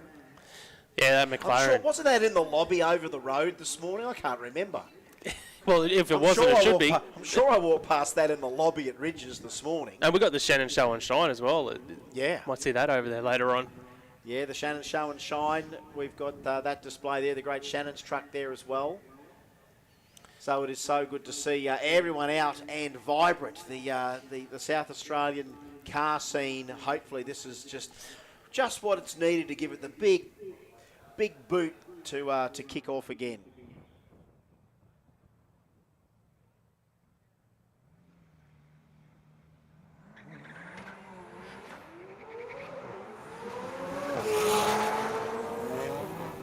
So look at this McLaren go. So issues for Scott Waterman out there, but look at that, 10.14 at 147 mile an hour for John Munro in the McLaren. That's a hell of a run there for in the Euro class. And this time Scott Waterman's got the issue. Now this sort of has just a little gremlin creeps in, whether or not it's part of, because sometimes these cars, you know, you've got to kind of engage your launch control. You know, you've got to make a few settings on the car in order it to launch with or without traction control or whatever. And sometimes I think when it doesn't go right, you know, you just abort the run from there. Check that out. You wouldn't think that's a 10-second escort, but there it is. Good old school RS2000, 10-second RS2000. I love that. I think he just heard that he ran a 10. I think I told him the first time. He's just punched the air. I like that. If that was his first info, if that was his first bit of info to know that he'd just run a 10. All right, Jalen Cade is back. So this is Mr. Cade Technologies in the M4 and Ramon Moran, the M2. So M2 versus M4 in the Cade Technologies Euro class. Premier destination for top-tier European vehicle servicing. I would imagine there's a little bit of tuning going on there at Cade Technologies as well, you would assume. All right, getting this thing loaded up. Both 3-litre 6-cylinders. Got to get him in. There we go. Roll him in. All right. Set up your launch or whatever. Here we go. That's better. Now remember, these are kind of got a Toyota Supra DNA in them, from what I understand, because you know the BMW 6-cylinder and the new Supra. So there's a fair bit of that exchanging in technology, especially around this year. 10.14 for Jalen. That's better, and 11.02 there besides. So yeah, they're a bit happy. A few smiles on the faces out there from our. Nearly got that off the mute. From the Cade Technologies guys, they were really stoked to see that one go down into the 10s. Yeah, the timing system really, it changed over real quick there. I missed everything for that pass. I think it's 137 mile an hour from him. You actually get 4 seconds more if you look at the screens near the end. Oh, yeah? Okay. You do. I learnt that the other week. How's the old McLaren? That's got to go back in the lobby at Ridges, surely. There is a McLaren in there, actually. I think there was, yeah. Yeah, there was. Neil Lamb? Yeah, Neil and Nagia. Nagia Lamb? And yeah. Entry 9707, we haven't quite got the details for the other BMW, but the Euro class, a few more of them have turned up. It's a Euro thing to do, isn't it? You just get here when you can. So we've got a few more in the class now than we did in the first session. It's really good to see the numbers for the Euro class. It's really starting to take off as we see Lamb get out in the BMW. 960 reaction time. We've got a name with the car beside the BMW, but Lamb will go through, runs a 12.02, 119 miles an hour, and a 10.55 at 137 mile an hour there from our unknown driver. No name for him. Yeah, they're quite surprising in their performance. And, of course, earlier on this year, of course, we had that Audi at Willowbank go like 860s, which sort of blew us all away. So the Euro tuning, it is coming on in various capacities throughout the country. And let's see what we do here. Phil Stevens is there in the Audi RS4. No details on entry at 9040 other than it's the grey Golf. Justin climbing in one of the tractors here, ready to maybe give that a rub or something. Normally, he's got the rotator on it, righto. So that's the one with the rotator. So off comes the. I wonder if that's David Grigorowicz. Could be Grigorowicz. Yeah, the golf. It's the only golf on the list. Oh, actually, no, there's one for Lee. Yeah, Lee Sam as well. B-Dub Golf. All right, so there are a couple. So we do have 2 golfs. We do have 2 golfs. All right, so we got this. Whoever 9040 is, though, they're definitely going to get their time slip in just a sec. And this is K Technologies Euro Class session number 2. Just roll that. Here we go. Here we go. Yeah, I think we might see a few newcomers here today in the Euro Class. They might not have actually hit Christmas tree before.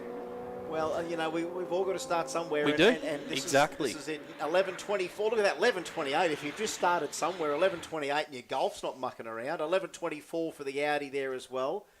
Fantastic to see the Euro technology, really stepping up ET-wise. And you know what? Not everyone can drive. And you know what? Back in the day, yes, you could get yourself into a little bit of JDM relatively cheap. But you try and get into anything JDM now and it's not cheap. You know what is sometimes a little bit cheaper is the Euro stuff. Is that the Euro stuff is now coming on in droves as far as, the performance car to purchase. They're very quick off the shelf too. They're pretty good. They can do so much unopened, it's not funny. And we've already seen that sort of industry really spike. And again, I'm not one that sort of monitors the industry probably like we used to. You know how I monitor the industry? YouTube. I turn up at a drag strip. Oh yeah, YouTube. YouTube. I like a bit of YouTube. But yes, I monitor the industry by coming to these events. Yep. Well, there's a little bit of tiny bit of track prep. It's great that you're here for the first ever Adelaide Jambo. We'll have a small break. We'll be back with more.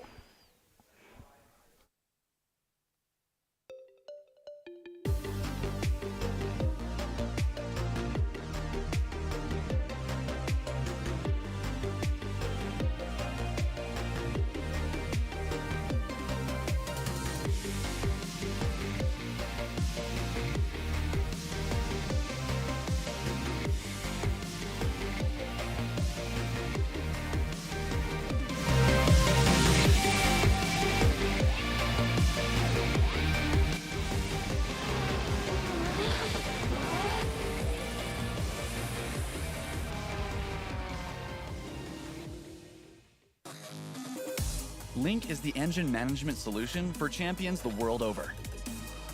We know what it takes to win. Pushing boundaries, performing under pressure, and having the best people on your team. Our tech support are performance specialists, available 24 hours and ready to talk one-on-one about your winning formula.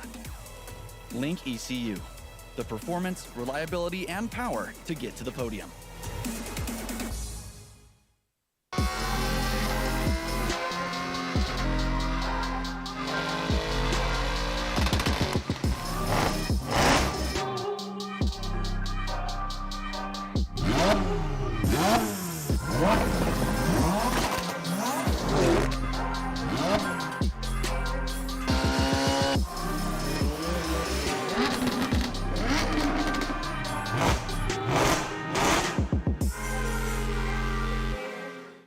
We have one goal, drag strip domination. Quicker ETs, #1 qualifiers, final round victories. We earn these things for ourselves and our racers with engine management designed to work the way people actually use it at the track. Our systems are constantly updated with new functionality and free updates because progress never stops. Always learning, always improving, always striving to make the best.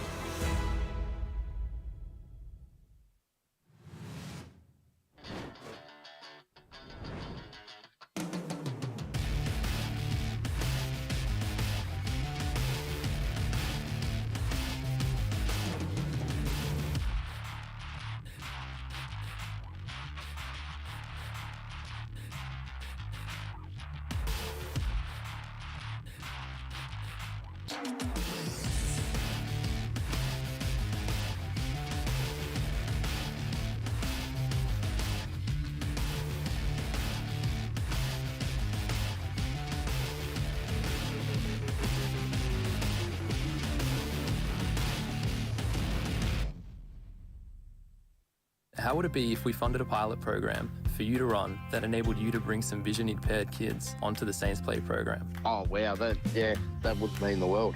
My reward is the smile on the kids' faces. And since you've given so much to others, we'd also like to do something for you personally. How would it feel if Pepper sent you, your partner, and your daughter Molly to the Gold Coast for a few days?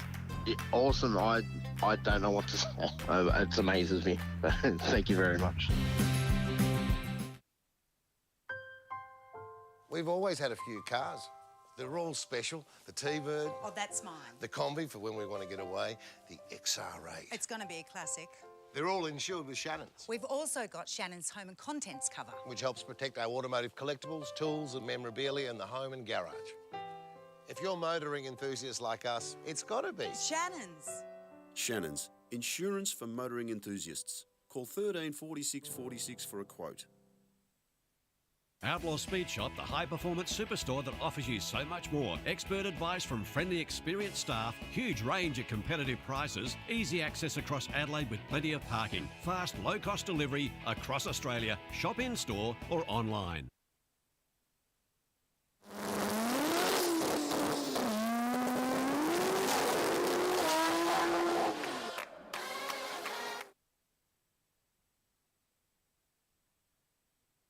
Here at the first ever Adelaide Jamboree, we've done a little bit of track prep there. A little community service announcement. If someone's missing a GoPro, it's been handed in up here to Race Control. I don't know how you identify it as your GoPro, other than that you say you're missing it. Right? Maybe we'll have to look at the footage to see whether or not it's really yours or not. There's also a little bit of chrome trim. I don't know whether I can really identify the chrome trim, but it's a piece of chrome trim. If you're missing a piece of chrome trim, it's about 2 foot long, and it's off someone's vehicle, obviously. So we found a bit of chrome trim out there as well, but we're also had a GoPro handed in as well. So nice little bit of track prep out there, a little bit of a rotator rub, just to get the track surface, keep it nice and uniform. Of course, we've got Justin Simpson down here giving us a bit of prep here today. He was down here a couple of weeks ago doing, of course, the track prep for the Top Fuel guys. He was at Sydney Dragway last weekend doing it there as well. He also runs his own radial series called the Kenda 660 Drag Radial Series, which is definitely one of the highest paying, most competitive radial series anywhere in the world. So the man tried to have a weekend off, and guess what? He couldn't because the racers wanted him to come down here and help them prep the track so they can put all their big performances down, and he's done that as well. All right, so do you think that's Rick's? All right, well, if he can come up and identify it, Darren, he can have it back. So that little bit of prep we have done, and it didn't take too long to get done, so thanks very much for that, guys. We do occasionally just keep fettling. If we need to fettle it, we'll fettle it. It's been pretty good. That first session for everyone, it was pretty good. Not too many people missed the mark. We saw great potential in a lot of other runs as well. So overall, that's been not a bad first group come through. And now here we go. I think we're into modified combat.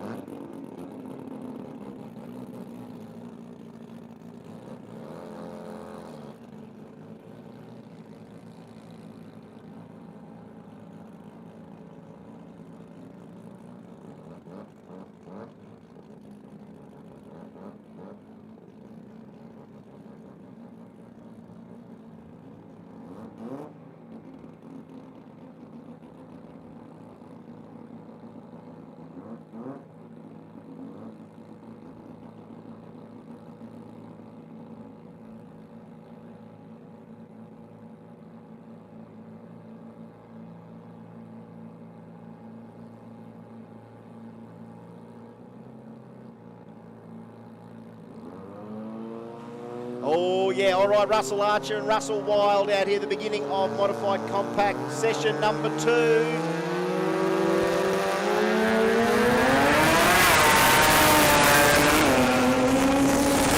right, just a little bit better for Russell Archer, half track still under power all the way out. 8.92, there we go, 8.92, 155 mile an hour. And for Russell Wild, a 9.36. Sort of sat there for a little bit, but then he got going. This is Bosch Motorsport Modified Compact qualifying session number 2. Mark Barber and Daniel Storty. So Daniel Storty, that Toyota Supra, says here 3.3, so might have a stroker in it. Mark Barber, I do still assume we're the RB30 powered LJ Tirana. Now on the first run for Mark, it could have came out of the hole nicely, and then just on the way down, it sort of lost a little bit of momentum, and it obviously rolled through and didn't get a representative time. So it'll be interesting to see whether or not he can get all that power down straight off the bat.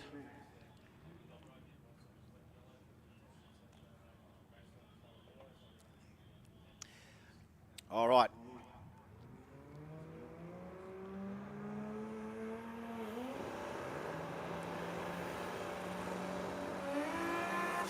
No, the thing's done the same thing again. It kind of wants to leave, and then it's just sort of shut itself off. Daniel Storty now going to let the Supra loose.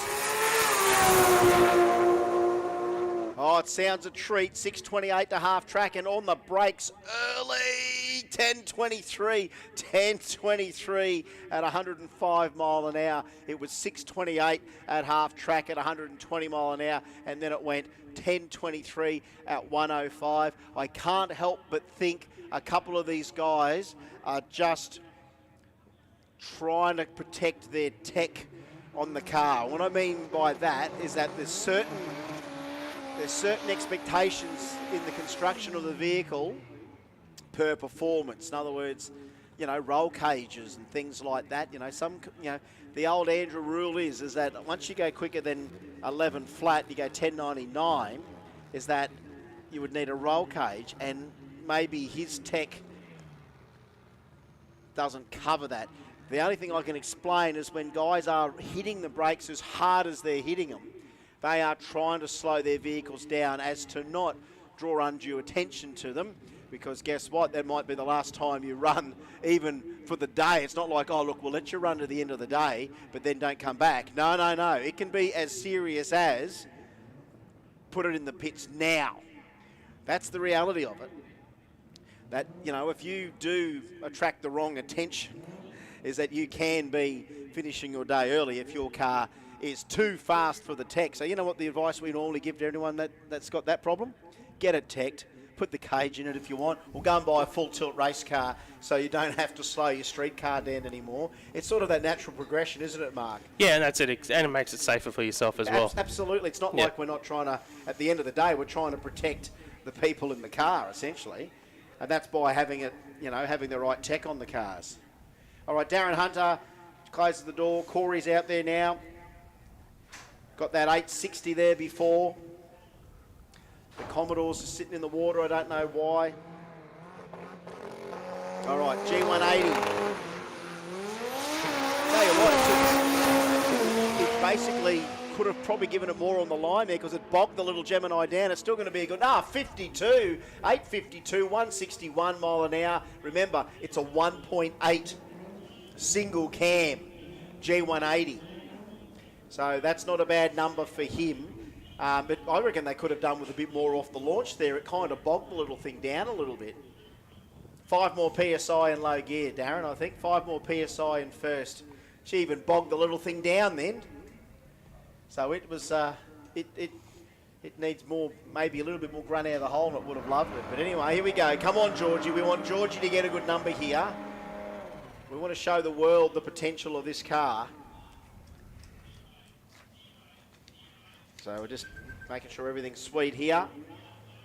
Brad Schreiber's done his burnout. Yeah, the twin cam, 3-speed for George Jezewski. They want to win trophies. That's what he wants to win, mate. He is here to win. Is that what he said? Yeah, yeah. You're right. PB speed 211 mile an hour. They did do a 663, but that was not nosing over a little bit. The top end just wasn't quite happy on that pass. So the potential is there. The potential. Well, remember, this is on J275's watch, so this is every trade group J275. This thing's on a fine line on the 275. Like, ideally, it needs more tyre, but remember, George held the 235 radial record over the 8, that 470, for like 5 years. And now we're into the 440s in 235. So George is on a 275 tyre now, but they've just got to get a break here. This thing's just got to be a little bit softer on the launch to get this 2,500 odd horsepower RB out of the hole. Brad's got a 6 litre inboard on the VB.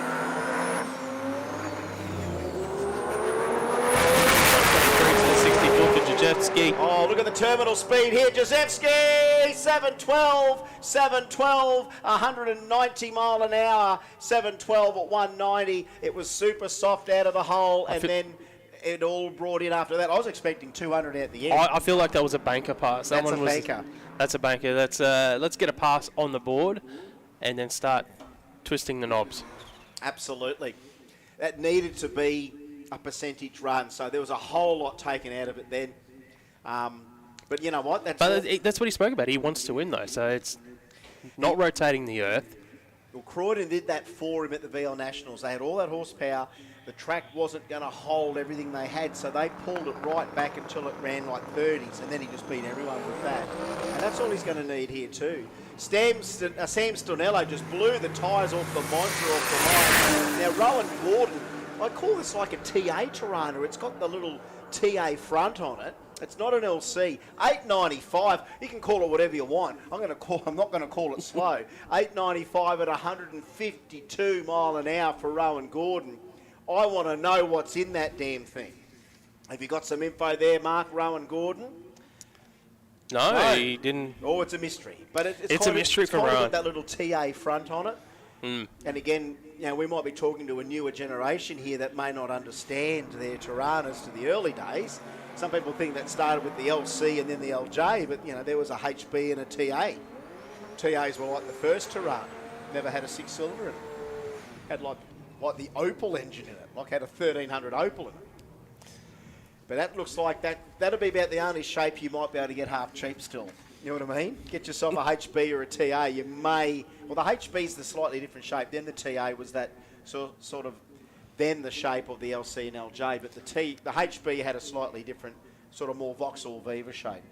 Well, one guy I did get a bit of info from is Blake Evans on track in the VL. PB was 798, 178 mile an hour. Just small, 328 cubic inches, LS, turbo. Factory jam block, 88 mil Garrett turbo on it, glide. So that's like a little 5.3 in that, yeah? Yeah, hoping to run some 7s again this weekend.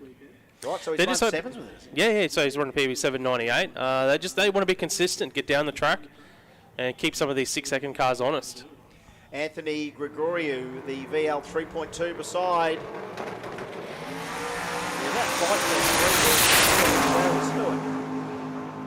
Doing the tree. Let's have a look here. Blake Evans, it's good on one end, it's good to the other. 794, boys. Got to be happy with that. Great run. That's a PB for the team. 794, 175 mile an hour. PBs all coming around to anyone that wants one. PBs all round for... PB, ET and speed. Yeah, that's a good run there for him, Blake Evans. Keep an eye out in J275, brought to us by every trade group. Of course, J275 refers to the 275 mil wide drag radial tyre you can run on. It can't run a slick. It's got to be that 275 radial or less. You could be a nut and try it on a 255 or a 235. But 275's all you can run. Chris Kurumola now.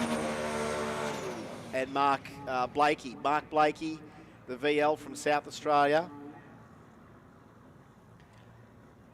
And Chris Kurumola. Well, what can you say about Chris Kurumola? This thing has that potential as well. It's a 7-second VL any day of the week if they can get that horsepower attuned to the racing surface. That's the thing. We're just trying to get, and I just hope this overcast start to the day is just enough to not get the temp to peak too early, because history shows no matter what drag strip you ever go to, especially if you're trying to run a radial tyre, is that you get to a certain temp of the day where that's too much. So hopefully this overcast start to the day means that the track didn't get a chance to heat up too much. Kurumola.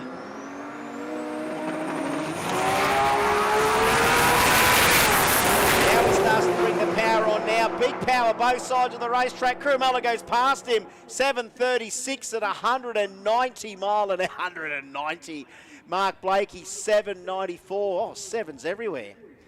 More 7-second VLs in the one spot. Georgie comes back with his VL, gets a nice banked pass in there for him. So we've got a bunch of sevens out there getting run, and it's good to see David Turney and Bobby Mazevsky now. Bobby.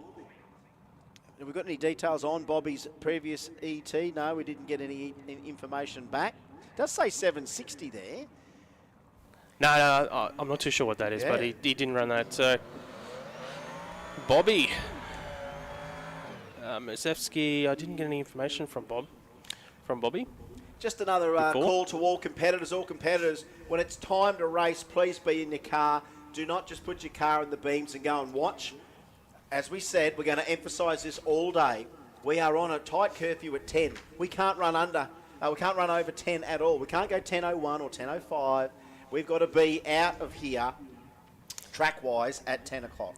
But I tell you what, David Tenney gave us a lot of information on this HZ. Old school small block Chev, 400 cubes, twin pulsar G42s. So he's got all the good bits on there. He just wants to run a 7 something. Yeah. All right, let's see if we can see two full-size Aussie four-door radial cars run side-by-side 7. I think Tenney went 802, yeah. So he's looking for that 7. And I'm going to say it right now when we put these two street cars into the beams.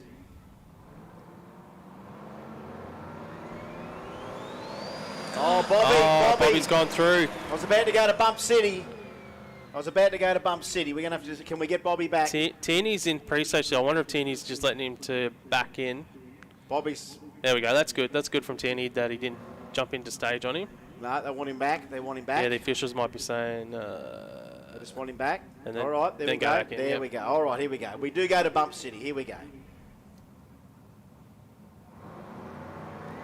Even though it's qualifying.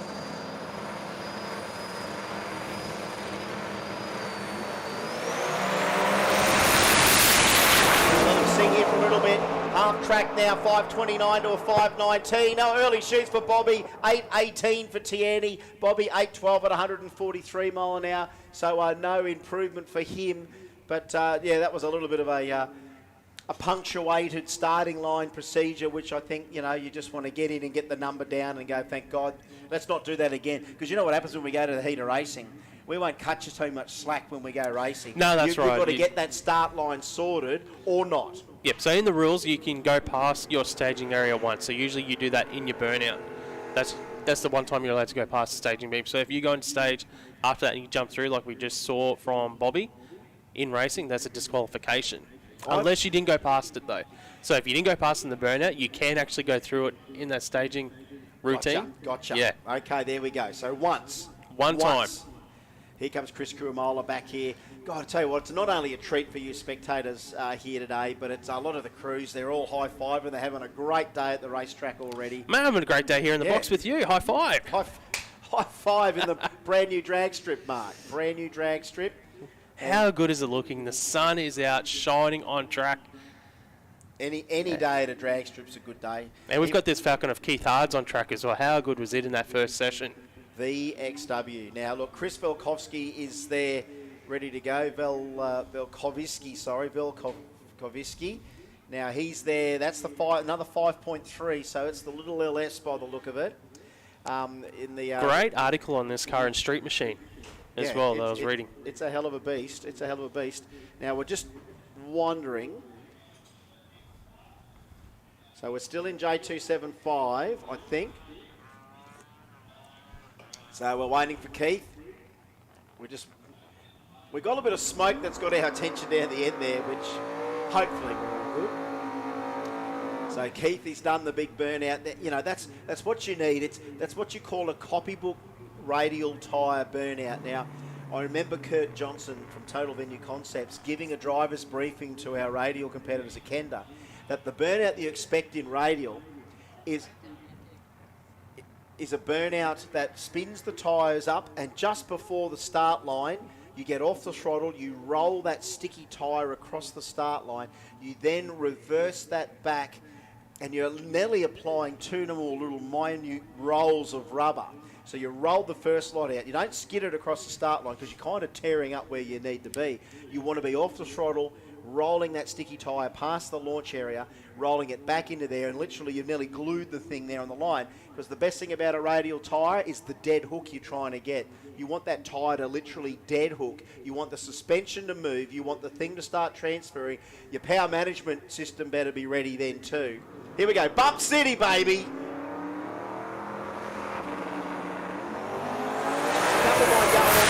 He did get a reaction time. He did blow the tyres off a little bit there, and he got the right hard. Now Velikovsky's going to go through. 8.20 there for the XW, but here comes the Ute. 8.64 at 157 mile an hour. I didn't know where to look then. I can't believe how far out Hards was when he blew the tyres off. I think I'll look down to make sure he was going to get an ET. That was about 100 metres out on track, and it just blew the tyres. But he was on a itchy trigger finger there. He deep stage though, bumped in deep. He sort of left the line, and then the thing's gone out a fair way. By the time I've looked down to check whether he's got a reaction time or not, he must have blown the tyres off if he's gone sideways. All right, so that's J275, session number 2. Let's have a look here at Modified 10.5, session number 2. Modified 10.5, great category. Tell you what, hasn't she been a busy girl today, Monique? She's been walking up and she's done that 5,000. She's nearly done as much as Janie's run already. She's going to catch up on Jane. Jane's done 5Ks running this morning, but from now on, I think Monique will run more between the pits and the start line. I keep mentioning Janie all day, all that running. I can't believe it. I was having a good sleep in at 6:30. She's running around bloody Tailem Bend at 6:30 in the morning. Wonder what the lap time was. Yeah, where was the lap time? In comparison to the supercars. I need to see your phone. I need to download all that telemetry from Jane this morning. Giovanni Interrusi out there again. Now, come on, G. We want him to get a good run here. Kim Dreisner, how was the Sora? Talk about coming out of mothballs.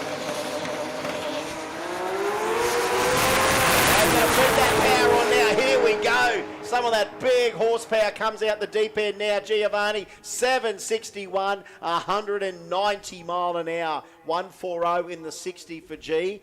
And how good's the Sora there as well? As Jason had already said to us, it kind of got forgotten. It was sitting in the workshop, and then it's come back out. And I think it was an 864 for the Sora.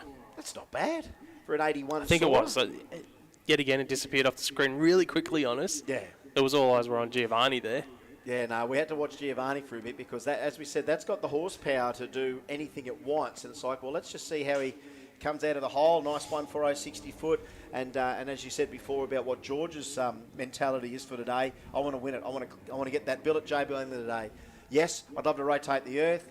Yes, on the test day it went 664. Oh, they will if the track's there for them. Yeah. But again, they don't look like they want to miss too many times now, and that's what Jambo's all about, is that we could swing for the fences all day, but it doesn't get you a billet J. You've got to race the track and then race your opponents. And what we find at the end of the day, the lucky recipients of well, they're not lucky. Sometimes luck comes into it, winning a billet J. You could probably count on one hand how many times luck got you a billet J. A lot of the times it's how well you race for the day. Just a reminder to all of our classes, we will run without you. Watch your schedule and be in the lanes with your car. So watch the schedule. Keep an eye on the other categories as well. That's important. Sometimes it's not about watching your category. It's watching the category that you know is before you and getting up there. So we are not going to hold too many people's hands today. Keep your eye on the schedule. I know that sometimes you will get notified and called, but tell you what, don't wait twice. Get there to your session. We are not going to hold your hands too much today. Here's an example. Joshua Moore, the Moore family, got Barry out there just opening the passenger side door. Joshua Moore, second generation racer from Townsville. They're the racers. They're the ones that will be in the lanes. They're the ones that won't miss a session. They're the ones that want to win. And Josh has already got himself a billet J this year. So he's down here to take another one. Well, the other thing we haven't actually mentioned yet today is that we do have the championship for the Jamboree, overall champ. Yep. Like, there is a points tally there that they got Jamboree working on today to see who will end up being that champion. I think it's what's it, 5,000 for the winner for the Jamboree champion at the end of the day. Yeah, that's a hell of an incentive to make it to Adelaide, isn't it? And that's the sort of thing. Now, he missed the mark then, Josh. They just blew the 10.5 off it then. So I guess that's the limit right there is the edge. And as I said before, I hope we had not the track's had too much sun on it until now, but we talk about that one little freakish time where the track gets too hot. Let's hope we hope. I don't think we're going to have to worry about that today. I think we're going to be okay. No, today. I think that's okay. But how's that for an incentive? So we've had Sydney, Brisbane, and Adelaide. Of course, the Brizzy Jamboree we got through to the end. The Sydney one we we nearly floated away in Sydney. Well, currently leading the championship for the J Series champions, Alan Dodd and Paul Matheson, I think, are the two drivers here on top. Who else we got? Yeah, Rodney Rahame, George Rahame as well. They're right there in the mix. Jared Blair, Deo. So that, hold the phone. Yeah. Hang on. Wait. Dial your own, and we're going to put a quick car into dial your own here. But Shane Kramer and Steve Pake. Oh, yes, Steve Pake. I'd love to know how many runs Steve Pake's actually got here at the bend already. Who's got the highest amount of runs already at the bend? Pake was here for drag challenge, I'm pretty sure. Pretty sure he was. Apologise, I think I called Steve Peach earlier. Called him Steve Peach earlier today. I call him Pake just because the A and the E just ran the other way. I think that's what I've called him before. I do know a Pake in Brisbane too. I think I had the head start on the surname. I didn't look at it that closely. No, my bad. It's easy to see. But how good is it to see also Shane Kramer on track in the supercharged altered here at Jamboree, the Garrett Jamboree? I could put a supercharged big block in my altered, but then I'd get too scared, I reckon. I'm even saying to Hoffman, I said, come on, Hoff, just give me 500 horsepower in the 2J. Don't give me 800. He goes, oh, don't you want to run sevens at nearly 200? I said, no, I don't want to run that quick, mate. I want to run 850s every run. He goes, why do you want to go so slow? I said, well, I'm a scaredy cat. 850s, that's quick. 850s is enough. In an open vehicle as well. Yeah. All right, so let me tell you, this is all on Dial Your Own. So the Dial Your Own category, you can run, Shane Kramer, he could run 7s or 6s. Pakey can run 9s or whatever. Doesn't matter. Put the dial in on later.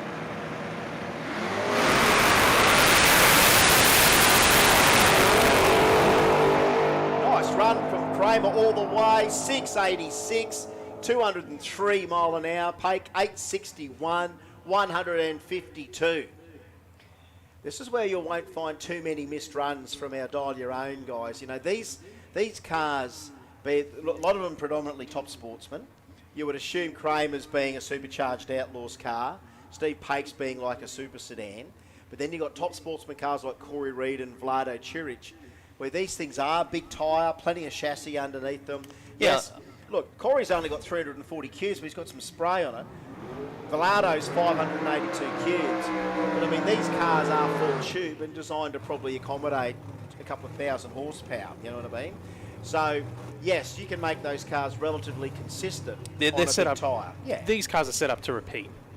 They'll get down the track 19 out of 20 passes. Yep. They're set up so that they don't hit the tyres too hard on the hit. They're all about consistency. I think both these guys went 730s in Q1. And side by side. That's not bad considering unless that's a misprint, maybe that's 540, not 340. You know what I mean? It was really quick. I was surprised how quick it was. Yeah, for a car. I was wondering what the nitrous shot was. He's got some spray on it, no doubt about it. But so the first time I ever met the Reeds was at Drag Challenge, and you know what? Corey had the Turbo LS running like high 8s. Yep. He had the bonnet fly up at Mildura, not only taking out the front windscreen, but the back windscreen. Guess what? He had Windscreens O'Brien turn up with a front and a back windscreen for an XF, and they were back on the road in no time. But since then, of course, Katrina's got the driving duties of the XF. First one of the day. We can't give him anything. We gave a light of the night, but we do it during racing, don't we? 735 at 188 for Vlado, 787 for Corey. I'm sure if we go to the end of our magic pages here, like normal. In racing, yeah. I said to Janie, she needs to just keep an eye on some of this stuff for us. So we do have some awards and commentary that we get to give out later on. Let's just not stress her enough. Let's just not stress her, okay? So you know what the good thing you about... know what she drives like. We saw that yesterday. You know what the good thing about the Jamboree is, Chris, is that we are running that Chicago shootout style of racing. So we will see, after qualifying, we'll see them, everyone again, 3 rounds of racing, then we go into the finals. So that's one of the benefits here at the Jamboree event. And you know what, 9 times out of 10, we do that. There's very rarely that we eliminate guys. Normally in all motor we eliminate them, like some of the dial your own categories would do that. And but is the dial your own Chicago shootout, is it? We're knocking them out. Yeah, we've got all classes are running Chicago shootout. Right, well there we go. So everyone gets 3 good shots at it today. Yep. I personally love the idea that you can have 3. It's harder to find people for the finals. So you really got to but even that, we'll go through that tonight to explain to people. Peter Cates, this thing just keeps getting better. 819 at 171 mile an hour. 10.15 for Andrew Ricketts beside in the Holden. But yeah, it's so hard, even on Dial Your Own, Chicago shootout. Again, you might have 6 competitors that get through to round 3 with 3 for 3. Now, in Dial Your Own, we would normally pick the 2 closest to the dial-in. Yep. On paper, that's what we normally do. So with our heads-up categories, we have to determine the 2 quickest ETs with equal wins, don't we? But you know what I love? When there's only one person 3 from 3 and 5 2 from 3, then you've really got to crunch the numbers. It looks like Shane Borg in the Bullet Race Engineering lane is going to get shut down and pushed back. That's unfortunate for the LC to run. I think they saw something under the car. There might have been some fluid. Yeah, they've got a little tray out there ready to go. That was a neat car too. Got the stack injection out the front, the LC Tirana, 410 cubes. Gorgeous vehicle, but unfortunately. Graham Hargrave, look at this, the Haas Mustang, 618 cubes. God, wouldn't that be good if that was Ford power as well for all the Ford fans out there? Haas Mustang it's described as. But yeah, imagine if that was a big block Ford under that. All the Ford fans would be loving that. All right, so this will be his first run of the day, Hargrave. I don't think we saw him on the previous session. I know we had a few guys probably just coming through scrutineering a little bit later to get scrutineered, so they might have missed that first session at 8:30. 111 in the 60-foot, half track 488 with an 8, gets out near the wall. 762 at 176. That'll do. That's not a bad number to put in if you're only going to get 2 if you miss the first session. That's not a bad very first run for him. And they're really pushing this poor old Torrey. She's got a bit of weight to it. Neat car indeed. But whatever it was, you just can't have that leakage, can you? You just not hope at all. and pray. And how many times have you ever been shut down with leakage on the line? Ever? Yeah. You did. Yeah, Even you, Mr. Modified Champion, never set a foot wrong. Oh, mate, I've forgotten to put my fuel cap back on a couple of times. Really? Yeah. So it's even that little stuff. Little things like that. Yeah. You get leaks. It just happens. But that was my biggest, I shouldn't say the biggest nightmare. The biggest nightmare is obviously, probably bingling something. But all you wanted to do was have no one look under your car and spot something. Because you don't want that shut off your leak. Especially if it's like the first round of the Winter Nationals or something. Oh, I know. Well, mate, my engine had a little weep on it that if you let that go for too long, it would eventually leak down the side of the engine from near the side plate and leak off the pan.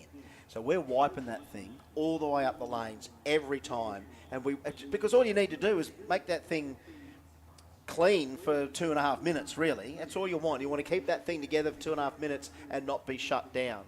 But when it happens, it ruins all your fun. It's a real killjoy. It really is. You've got the adrenaline up. You're ready to go. Well, one car that's not going to get shut down right now is David Foster in the 57 Chevy. He's ready to go. This is a beast. Let's have a look at this thing. 632 cubes. 109 the 60-foot, half track 476 and a good 742 at 183 mile an hour for the shoebox. Great run from him. I'm sure glad we brought the Dial Your Own competitors around for this event because, again, it's very rare that we get to expose some of these races to what Jambo's about. And they'll never have a pit like you know, these guys will never, ever, unless they come to Jambos again, they'll never have a pit like these pits. When you got crazy rotaries warming up and 2Js, everything to do with Jambo, that got us hooked. And even Janie's playing the T-Pain song yesterday. What was that one called again? Baby Got Brap. And the beginning's like a full old rotary idol. It was very cool. It is perfect for Jamboree. It is. Janie goes, geez, I love the sound of that. Who doesn't? What do we get for the Garrett entry list? It was just over 100 entries for the first ever Jamboree here in Adelaide. Like, it's only going to grow. It's only going to get bigger. Well, I think we've got to sow the seeds again. Like the seeds that never grew. Because, you know, there's nothing worse than having a track that's open and then not open, open and not open, open and not open. And look, unfortunately for Victorians and South Australians, it's kind of been that way for a few years where it was inconsistent. But now, you know, Victoria's looking a lot better down there with Lance at Heathcote. So that's open nearly 24. So that's like a 7-11 of drag racing down there at Heathcote. And now that you got the bend...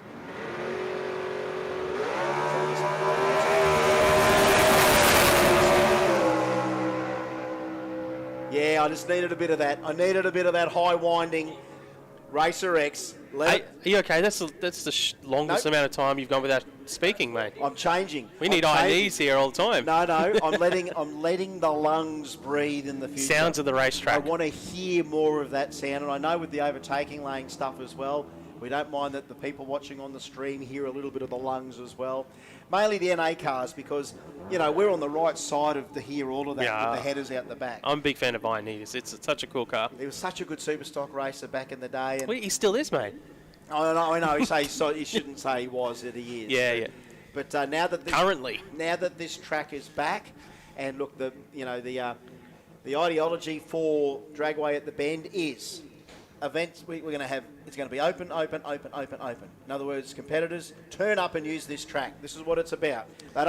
You don't invest, you know, upwards of, I don't know, what are we up to? $40 million, maybe. Something like just that. say a track like this costs $40 million to build.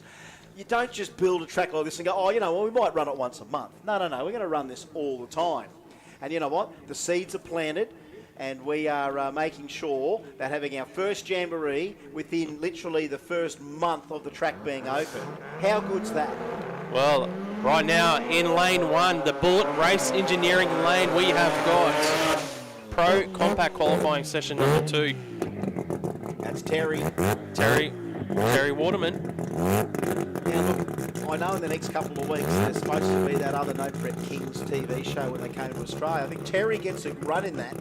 There's not too many rotors in it. I know What Up G got a little bit in one of the earlier episodes, but I think Terry gets a fair bit of attention because I think the thing got fairly loose in Melbourne when he ran earlier on this year. Can't believe it's still the same year we're talking about that all happened, but it is.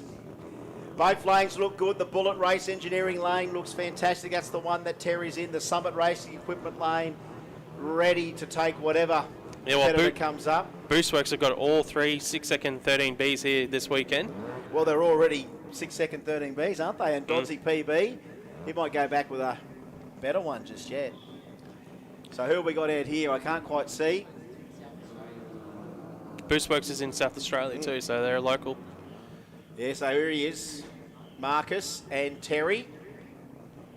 Now we're going to put them on a pair here or not. It was just a little bit. I thought it might have been Marcus and Dodsey, but it could be Terry and Marcus. All right, let's have a look.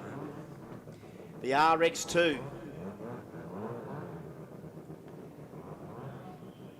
All right, here we go. Of course, being based in South Australia, the Boostworks team.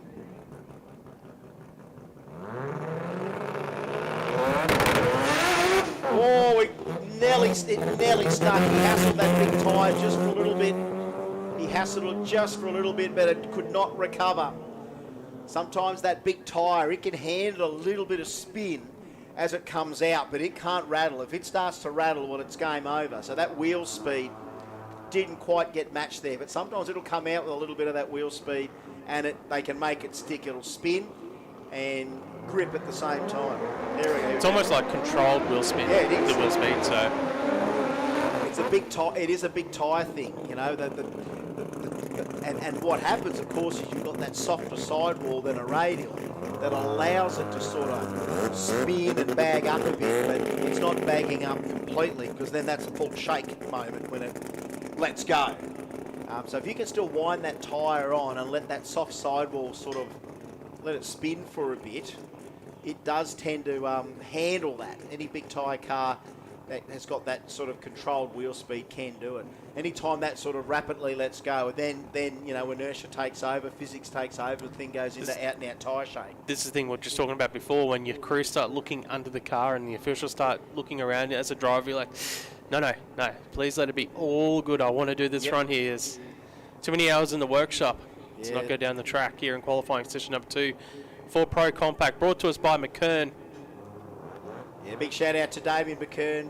I hope you're watching on the Overtaking Lane stream. He's having a lot of fun with the new VL Calais drag and drive car that he's built. He came out at Ranjambo this year. Didn't come out in the RX2. Came out in the new Turbo LS VL Calais, and ran some 8s nearly straight away with that. But he's another one of the guys just like us that just can't get enough of this stuff. Start line, Pro Compact! Whoa, Marcus goes to the centre line. G goes towards the centre line as well. Gets out of the hole, 117 to a 121. Marcus is pulling the car right over there. Dozzy gets through relatively unscathed. 863 at 113 mile an hour. It went 117 to the 60. Grabbed a gear there. Look, 330, he was off it already, Alan. Yeah. But yeah, Marcus, well, that thing did some crazy stuff as well. That track is it's got plenty of bite, and it's just caught them both by surprise. Yeah, it looks like it's definitely had something leaking underneath the car there. Some big puddles, actually. Yeah, what is that? It's almost, it's like puddle, and it's something's sort of... I actually thought it was shape. I was like, I thought it was tyre shape marks on the track at first, and I realised, no, wait, they're about to wipe it up. Yeah, no, that's interesting. So we're just going for, look, Justin's giving a quick spray in the left lane there over what Alan's done. But then what are they wiping there for Marcus? It's quite interesting. Now, have we got everything right with Marcus there? We've just got no one tending to him as yet, but he's out of the car. We're just going to have a quick look there, and we'll be back with you real shortly. But where is What Up G? It's not the sort of car that you can't miss. It's it's bright green. Hopefully he's down the end. Now we do see the emergency vehicle sort of got his lights on there, and whether or not he's coming down it would tend or not. But we are just giving out a little bit of a quick wipe there where Marcus's lane was. And it's something that we're just going to have a look at. And Marcus is out of the car. That's AOK. We're having a look underneath. We're wiping some stuff on the start line. Folks, bear with us for just a sec. Great that you're here at Jambo, but we're just got to tend to this. A break and back with more soon.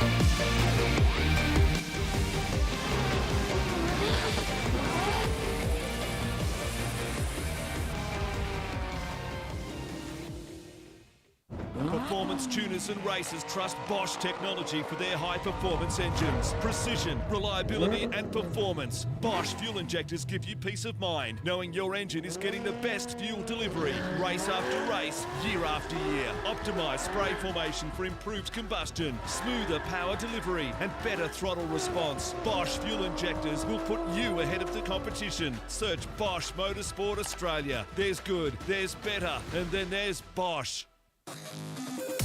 Link is the engine management solution for champions the world over.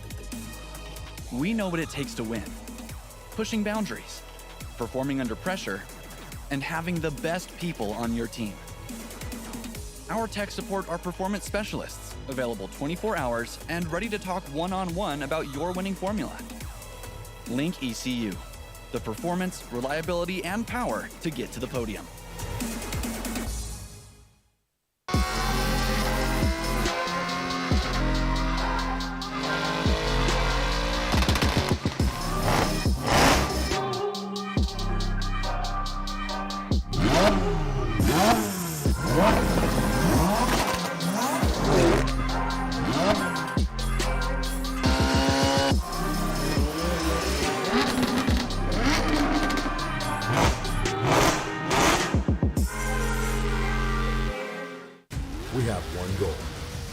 strip domination.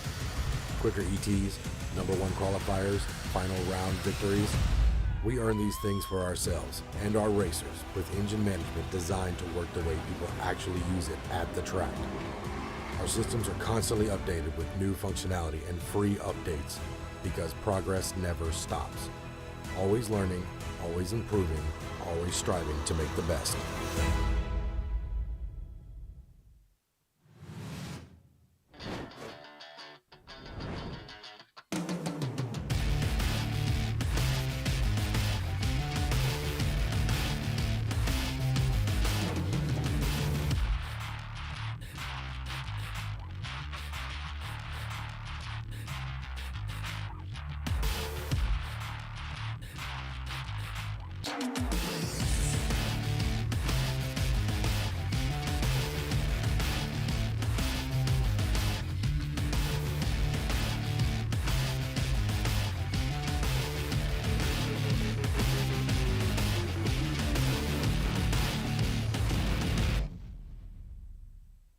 How would it be if we funded a pilot program for you to run that enabled you to bring some vision-impaired kids onto the Saints Play program? Oh, wow, that would mean the world. My reward is the smile on the kids' faces. And since you've given so much to others, we'd also like to do something for you personally. How would it feel if Pepper sent you, your partner, and your daughter Molly to the Gold Coast for a few days? Yeah, awesome. I don't know what to say. It amazes me. Thank you very much.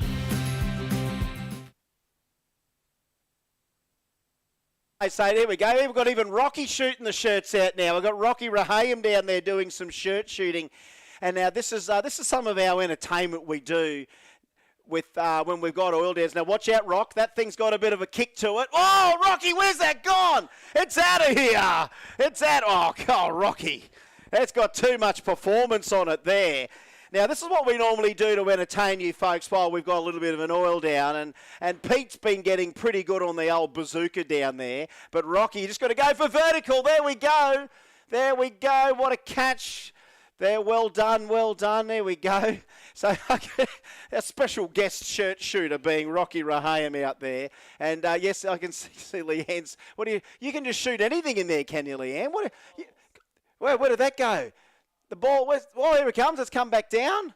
That just happens too fast. That stuff just happens too fast out of there, the balls. I tell you what, if you brought my racket down, I'd come down and hit a few with the racket eventually.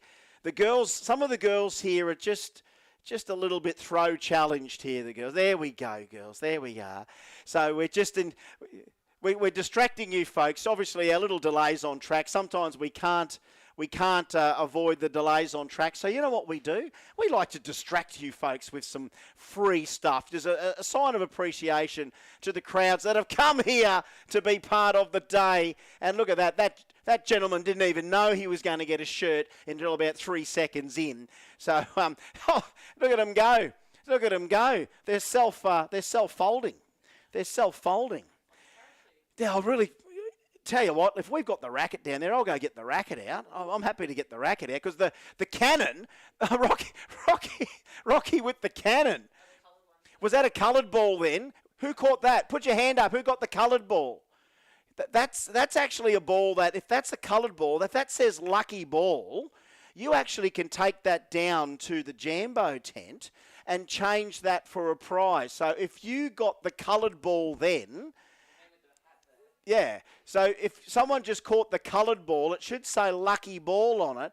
And if it says lucky ball on it, you can take that down to Jam Central, trade that for a prize. Now, if we hit the black balls out, the black balls are the ones you can keep, right? They're the welcome, yeah, they're stress balls, and they do help you de-stress. I de-stress by hitting them out with the tennis racket. I'm more than happy to go down and have a crack at those as well, but... This is what we're doing to distract y'all while we just solve a few things on track, i.e. getting Marcus's car off the track there. Whatever's happened there, we're needing the tilt tray.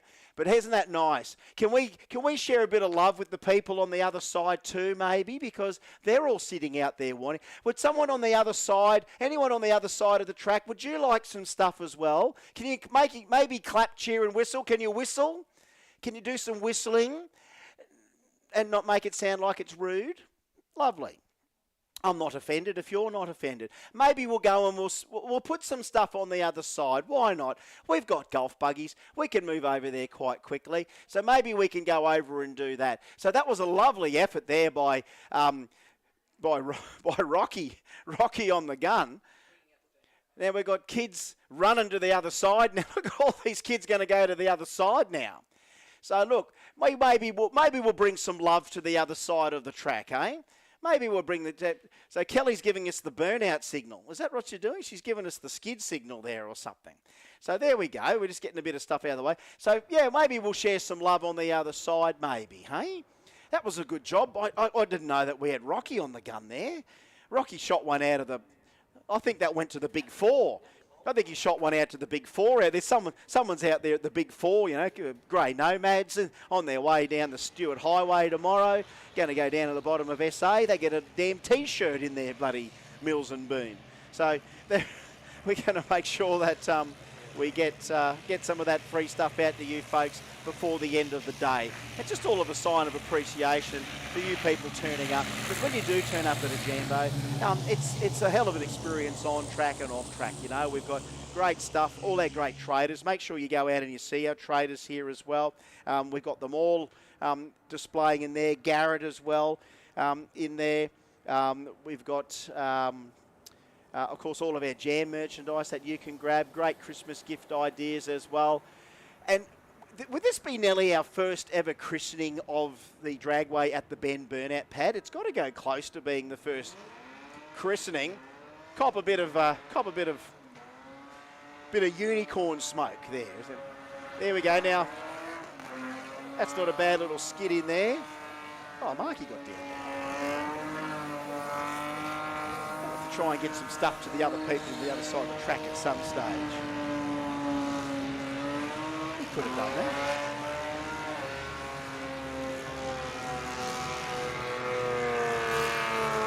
That's absolutely right, Matthew Millar. Absolutely right, Matthew. Thank you for your comments there.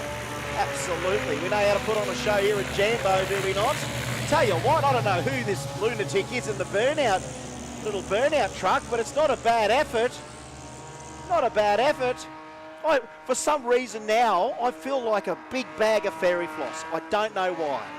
I don't look like a big bag of fairy floss, but there you go. Shredding that tyre up there. There you go. Come on, give him a clap, cheer and a whistle. Let's hear some clap, cheering and whistling out there, Adelaide. Come on. Come on, G him up. G him up. That's not a bad effort. Not a bad effort at all here today. Give him a round of applause. Those tyres are toast. Or fairy floss, one of the two. There we go. That was a beautiful effort. What a great effort. Goodbye tyres. See you later. What's that, the little Mazda E2000 or something there? Yeah, Ford Econovan or Mazda E2000. Great skid. Great skid. Get that thing out. Put some new tyres on it. What do you reckon there, Leanne? Maybe we should put some down the left hand. Can we share a bit of love on the left-hand side of the track down there? Maybe, just a little bit. I'm just putting her on the spot. Oh, we hit so much out there. I mean, everyone was hooked on Rocky shooting out the stuff there. Did a really good job of that. Or have we got another skid person to come? Oh, we might have someone else to do one. Why not? It's not the biggest pad I've seen in the world, but it certainly seems to be a pad that just right, you know. If you're a good enough skidder, you'll make it right. All right, who wants to see the tyres go on this thing? Clap, cheer and whistle, wrap it up. There we go. Oh, that's just that vanilla flavour. I still like the candy floss. That's not a bad little skid in there. Yeah, cop that, folks.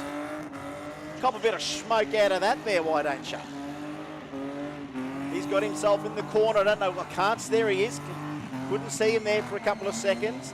Now, this is unique. This is a Gemini. Check this out, the Gemini utility. Couldn't recognise it from the front, from the back. But have a look at that. That's a little bit of sacrilege, really. I have seen Tirana utes before, but I haven't seen Gemini utes before. That's not a bad one. Getting a bit of speed up there.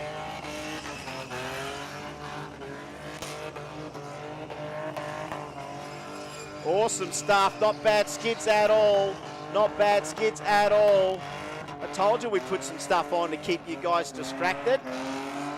Because, yeah, we're just recovering Marcus and doing a bit of a clean-up. Now, I don't know what dropped on the track there, but we're onto it straight away. So we're doing a little bit of mop and bucket stuff. Maybe not mop and bucket. We shouldn't. That sounds sloppy.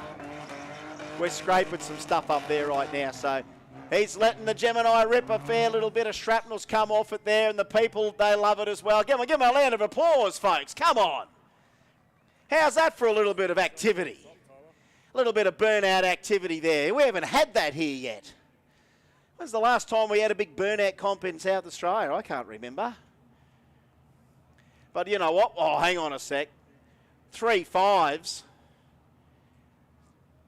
If this is the one I think it is, this is going to make some sweet, sweet noises. If this is the one I think it is, if this has got the NASCAR motor in it, this might be sweet. This might be sweet. That's not good. Look, the front clip's come off. Look, Mark has got the front clip on the back here of the ute. All right, to get that thing on. All right, so look, here comes the RX-8. Now, that may not be the end of the day for him. Hopefully they can fix that. Oh! Oh, yeah! Oh, yeah! Let that go for a bit. Lungs, baby, lungs. Where is he? Hang on. Where is he? Where is he? There he is. Hope he didn't find that concrete wall there, man. Oh, yeah. Oh.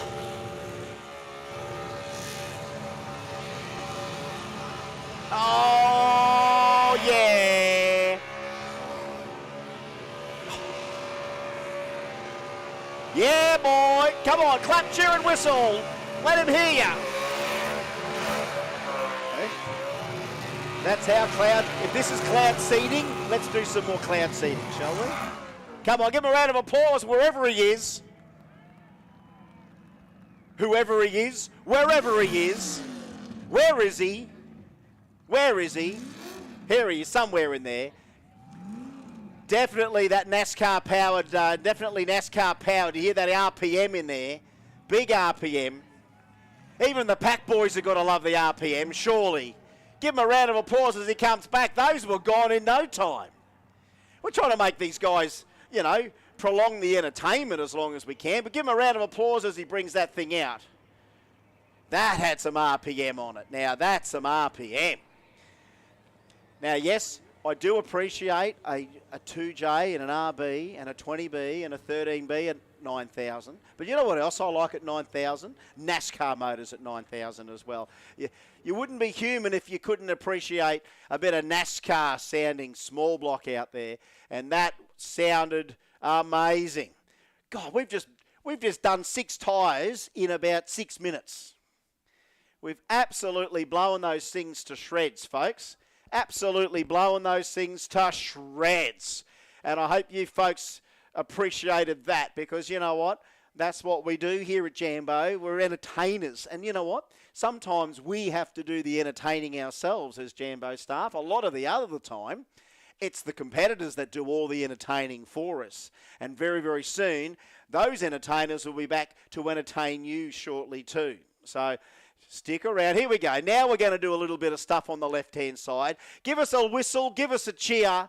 The loudest cheers might just get something here. Now, Bazooka Pete ready to go. Bazooka Pete shoots one out. It almost falls short. God, did we bring my racket down? Is my racket here? I might have to hit it. I'll have a hit later. I think by the time I get down there now, Justin will be nearly done. So I'll do it later. I'm itchy. I'm looking down there. Bazooka Pete's having all the fun. The people are loving it. And I know I've got my racket here. And I know we've got some balls here. And I know I can hit them. I haven't been at the courts lately, but I reckon I could get the eye in pretty soon. Mind you, here at the Bend, we seem to have a slightly more, what would we call, an intimate grandstand area. So I can't put the big swings on. I couldn't put the big swings on here. I'd have to be a little bit more creative with the swing to get it to land where we want it. But, you know, at venues like Willowbank and Sydney Dragway, I can fairly let those things go from one side to the other. So just get this, folks. If you've caught like one of the black balls, that's yours to keep. If you caught one of the coloured ones, it should say lucky ball on it. And if it says lucky ball on it, you can take that down to Jam Central and hand that back and we'll give you a prize. So the bouncy ones, the lucky balls, are the ones that you can hand back to Jam Central. So if you do manage to catch one of the lucky coloured balls, now the black balls are for you to keep, right? But the coloured lucky balls are the ones you can hand in to Jam Central. So the girls are doing a really good job of getting some of that stuff out. But look, that's all right. We don't hire them for their throwing prowess. We hire them because of their sheer professionalism and their ability to wear the spandex the way we want them to.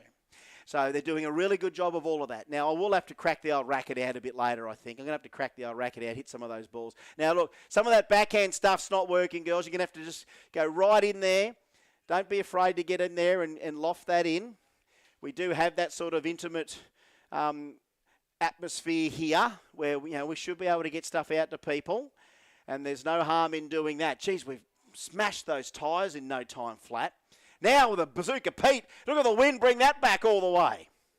Bazooka Pete, he's sometimes I wonder with that thing. I mean, it's a beautiful thing. It's probably the best T-shirt cannon in the world, but just sometimes I just think they a good forehand is a good way to go. Now come on, Bazooka Pete. He's just G'ing it all up here, getting it all G'd up, ready to go. We're getting a bit of staging, bit of action here. Here we go. Oh, you're famous. Bazooka Pete's famous. Look at him. Bazooka Pete's famous all of a sudden. He's just come down. Come on, folks. Gee it up. Big clap, cheer and a whistle there. Make him even more famous. That's the way. Make him even more famous than he is. Bazooka Pete here at the bend. Unleashing. That's the way. All right, that's the way. Come on. One more time for us, folks. Gee it all up. Hands in the air. That's the way. And this is what Jambo South Australian style looks like here today. Gorgeous weather now. Geez, that overcast conditions here today kind of really did make us think, oh, goodness, so we're going to have some bright blue skies. We love a bright blue sunny day when we go racing, and we've got that now in spades. That little bit of a breeze blowing up there too. We've got to watch that throughout the day. But how good is this is our normal Jamboree sort of oil down entertainment, We tend to just, we bring out the girls, we bring out some of our free stuff thanks to our lovely sponsors. Yes, we throw a few shirts in there for the people that want them. And, of course, don't fight over them, folks. A fair catch is a fair catch. Please don't snatch, just a fair catch. And Bazooka Pete's doing a great job of doing that. And hopefully my racket made it all the way to South Australia, because I am going to come down next time and I am going to give that a swing. Didn't bring my Jamboree headband. I think we still sell that stuff. So if you want your Jamboree sweatbands, your headbands, the tennis gear, we do Jamboree headbands and sweatbands. So if you want some of that stuff, we've got it. Oh, hang on. What's Rocky? Now what? Rocky's got something down there he's playing with. He's got the Puerto Rican horns about to go down here. I know. Oh, there we go. That's a bit of Puerto Rico all over now with Rocky bringing out the Puerto Rican horns. Oh, that plugs into sort of like a Milwaukee thing. That's a little bit funny. This got the air horns down there. Give us a squirt of the air horns again, Rock. Give us a squirt. Give us a squirt of the air horns. Give us one, Captain. Give us a squirt. Give us a squirt of the old air horns down there. Or he might be saving them. He might be saving them. But that's the stuff. Like if you ever watch any import drag racing for the United States or Puerto Rico, was, after a really big burnout, you'll hear all of these horns blowing. It's almost like you're at a World Cup soccer match. But guess what? Cole's brought a whole bunch of those back from the States, and they work an absolute treat. And I've got to have a look at what he's got there, because it's kind of got some Milwaukee setup there. That's a good setup. Be warned of the man with the most horns. Colin, Captain, you are the horniest bloke here today. No doubt about it. He's got them in spades. Now, Mark, you went down for a bit of you said you were going for a bottle of drink, and next thing you know, I'm seeing you out in the middle there, mate. I just had a quick look out there, mate. Just get the feel, the buzz from everyone. Feels good, eh? Down in the centre there, mate. The vibe. Now, look, did you see the racket near there? Because if the racket's there, I'm going to go down and crack some later, because Bazooka Pete I mean, mind you, Bazooka Rocky shot one over the grandstand. I was about to say, mate, I've seen the arm on you. You'll clear this grandstand. What's that? The racket's in the buggy.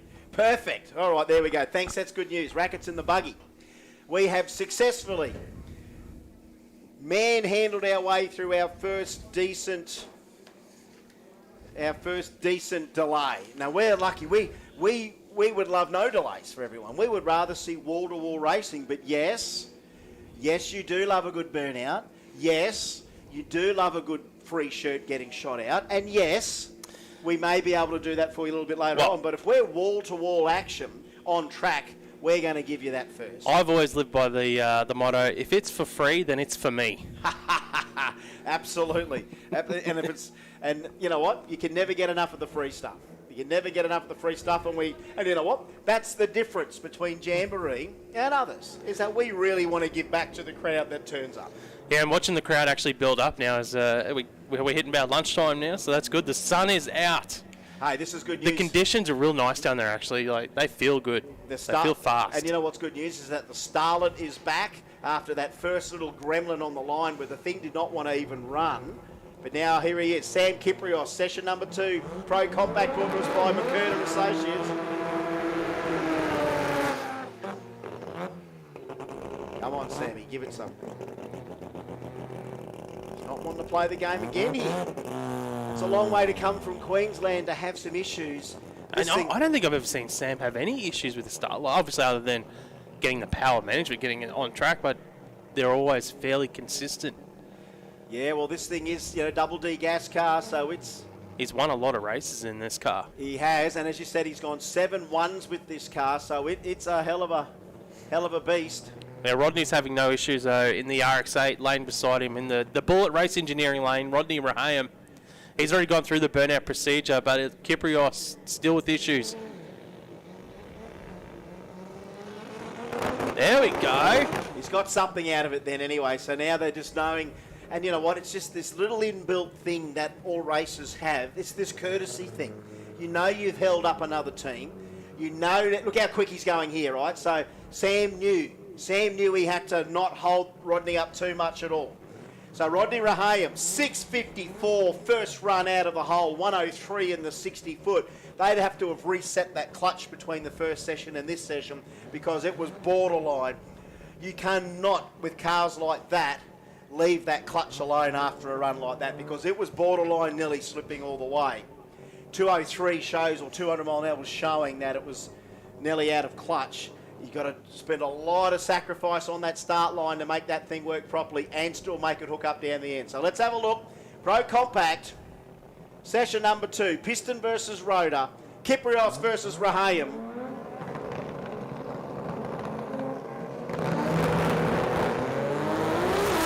Yeah, 1-2-1 in the 60s, decided to abort that run. Kiprios 1-1-3 in the 60. The 3RZ goes 7-18. There you go. 7-18. Yeah, no, look, Rodney's thing just did not want to come out with the power it did on the previous run. It came out like a rocket on the previous run at 103. This time it kind of came out at a 1-2-1. It did not like the start line there at all this time.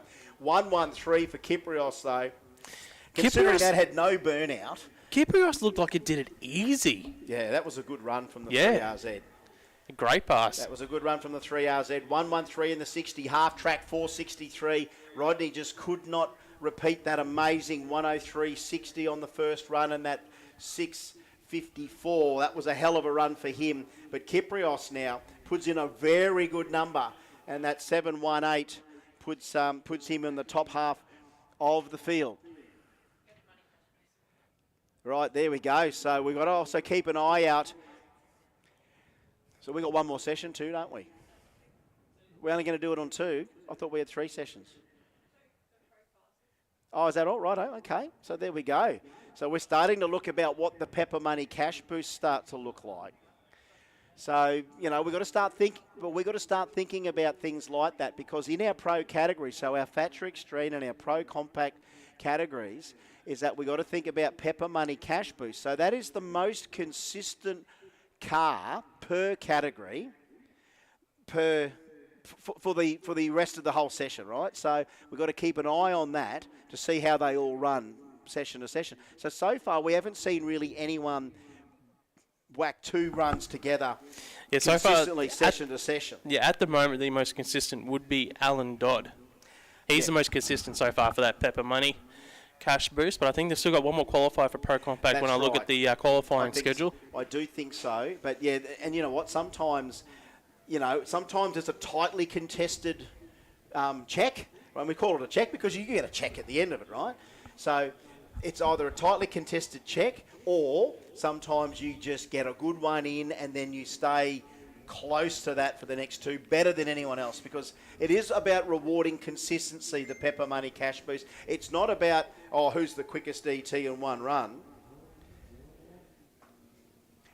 Yeah, the people, I tell you what, there's a buzz out there. There's an atmosphere buzzing around the place. Absolute atmosphere buzzing out there. You guys are loving it. You guys are loving it. And you know what? The best thing we can do is just hope that all of our competitors get what they want out there as well. And that's good numbers out of all these cars. And you know what? For you people here in Adelaide, so many cars on debut. This one, Rob Marjan, Zeus. Hey? The names. We got them. RB powered. R35 Skyline. Wants to be the quickest RB in the world.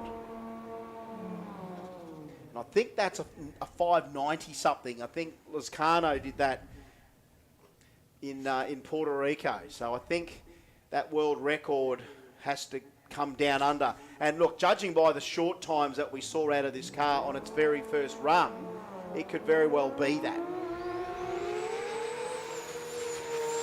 Oh, yes, indeed. Now, you got some info from Rob Marjan, and all he basically said he just wants to be the quickest RB in the world. Yeah. Of course, Croydon Racing Developments, based in Sydney. Their engine workshop, yes, they do other engines other than RBs, but geez, if you have a look in their workshop of late, it's billet RBs everywhere. So this R35 of Zeus, let's just see what he can do. Can he come up with something? 9.90 in the 60 on the last run, which is the quickest 60 maybe in Jamboree history, unless Harvey ran a 9-something in the past. Oh, he definitely has been in the 9s, yeah. 9, but 9.90, one of our quickest ever 60s in Jamboree. The thing with Marjan that was impressive is 330 still been the quickest we've seen today. So all eyes are on that R35 out there of Zeus. What is the RB record? Do you know offhand? I think it's a 590 something. I think it is in Puerto Rico, I think it's a Puerto Rican record. I think Lizcano's gone a 97 or something. I'll have to go and ask Rob when we get a chance. But I'm pretty sure it's in the 5s, I think. Very close to it. All right. Well, actually, Matuk's got that at 85, isn't it? The Don. Yeah, Matuk went 85 in the Don. So it's quicker than an 85. That's what he wants. No. Not going to get anything here. Not going to get anything. He's rolled the beams. He won't get anything. No data, no nothing on that. And the thing's just rolled out of the beams at the wrong time. And I tell you, that's unlucky, yeah. Mate, that wasn't a bad run. It sounded a little bit off. Just personally, sounded a little bit off. I would agree with you there, yeah. Yeah. Yep. That can be something like a loose coil pack or something that's just making it run on 5. So, yes, the record would be like 85 from the Don, 85 or 82. Remember Anthony Matuk ran an 85 in the Don? He was running in, I think at that event he was running in Pro Mod, and it kind of, Anthony didn't cut a really big reaction time. He sat there and got it all up. Then it went 85, and no one picked it, except the people that were watching the stream at home going, that's the quickest RB in the world. Nice big skid there from Afif. And here's Rob Tarabay. So this is all gas at the moment out there. Yeah, here come the messages. 80, I think it's an 85 from Anthony. But here we go. So Afif McHale. So yeah, this has got a torque converter. So it's got like a quick drive in it with a Liberty. And there was a photo Dave Reed put up of yesterday's action, and here's a car with no cylinder head on it. And I asked whose was that, and it was this one. So the head was off this thing last night.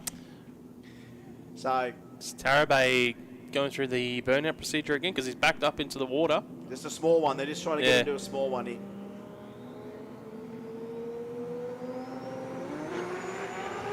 Yeah, all right. It's gone across twice now, but let's just see what happens. We didn't see anything. I didn't. Did you? No. No? Where?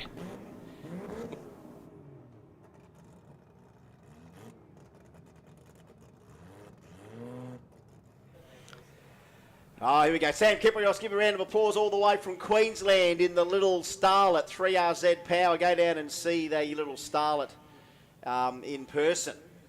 You've got to see these things in person, folks. Yes, you can sit out here in the grandstands and look all you want, but it's when you walk through the pitch, you get the absolute treat of seeing these things without the, the front clip on them, and just look at the engineering and all these things.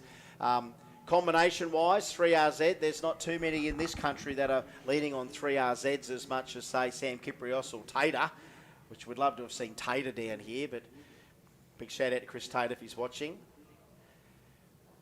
All right, so Afif is ready, Rob is ready. So how good is this? We got the Toyota Scion with the Lexus nose on it, and we've got the Camry. Camry's never looked that hot. I know we've got pretty tough-looking Camry funny cars. Honestly, the Camry's getting quite a leg up in drag racing. You know what I mean? All right, Bump City, baby.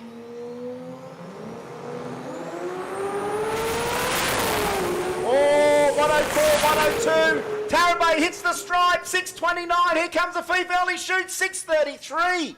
6:33 early shoots, 4:10 and a half track, 185 mile an hour for the Camry, 4:14 and a half track, 181 mile an hour there for Tarabay. So yeah, there's some good numbers going on out there. Looking at the numbers, I think Afif out the back door would have been a low 6:20 on that run. That was a good run for him, and remember, Afif's kind of adjusting himself into the car. It's not like he's got 100 runs on it. All right, so we're going to give it. We've got the air horns just about to run. We need either a good run or a good burnout. That's what we want. So Auntie Leanne was going to get some of the air horns out. Do they work? Can we get them to work? Give them a shake. They working?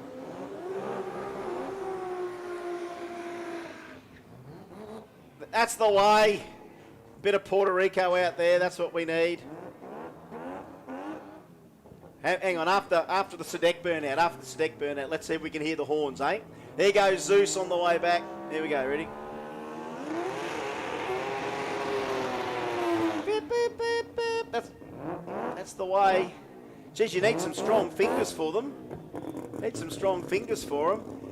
So look, Leanne's going to bring out a couple of these horns, right? Now we need someone that knows a good burnout when they see one, and we want you to honk that horn any time that you see a good burnout, right? Now, you don't drive your parents crazy. Now kids. What are they doing? Now, kids, listen to me. Kids, right? Listen to Uncle Chris, Auntie Leanne, and Auntie Kelly, right? We want you to honk those horns whenever we get good burnouts, and we want you to do them all at once, okay? So when you hear a good burnout or a good run, then you can honk the horns. What we should do after this pass, we should do a practice run. We say, look, 1, 2, 3, all on 3. We'll do it after this run. How's that sound? Now, kids, hold on to your horns and just listen to us after the next run. So listen to us after the next run. If we see the next cars to come out and do a burnout, we'll ask you to do it then. So hold on to them. Don't let them loose yet. And when they run out, don't come crying to us, all right? On track, mate. On track. On track. All right. Jay Sadek and Eddie Howack now. So 2JZ in the RX-7 with an auto. Jay Sadek, 20B, pack billet 20B with the auto as well. We are going to go a little bit more Factory Extreme thanks to Precision Turbo and Engine, and we are going to Bump City again. Hold on to your horns, folks. Not yet. Not yet. All right. Gentlemen.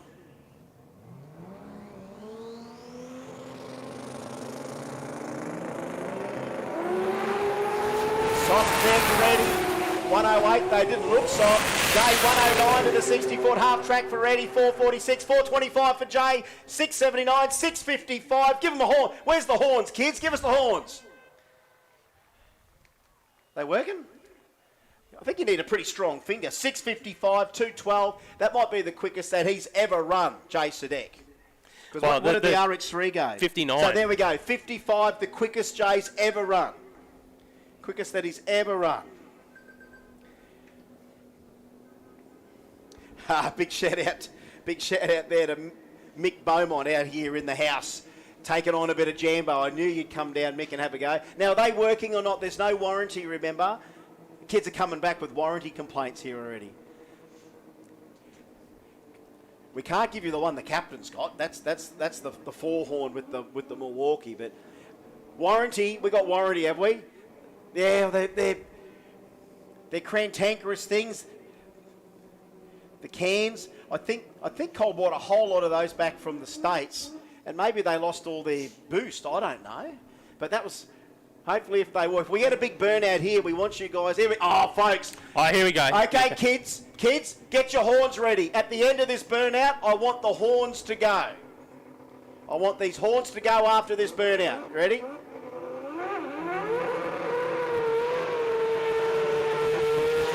Off, go. Go. That's the way, that's the way. Epa, down, felicidades, I have no idea what you just said, but it sounds good. 20p in the property, yeah, that's the way they do it. Georgie Rame on track. That's the way. All right. Yeah, that's the way it sounds. In Puerto Rico, that's the way it sounds. Big burnout, all the horns after the burnout. Well, he'll be in the Bullet Race Engineering lane. George Raham. Now, this is a tricky time of the day. Remember, if everything goes well here, they're going to come out like a rocket. We've seen some shake. We've seen some spin. Let's just hope. Remember, Rodney normally does the clutch in this car as well. So, let's just see what they've put in the clutch can and see whether or not it's going to work. 82 for the Don. Thank you, Perko. 582 for the Don. There we go. So that's the RB record. There we go. All right. The Pack flagship.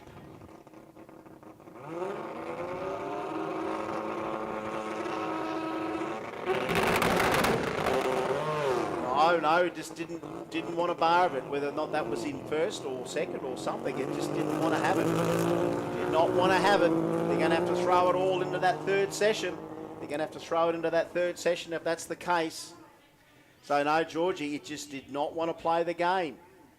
It almost seemed like it was in a different gear or something, you know what I mean? It kind of pulled too much down, I don't know.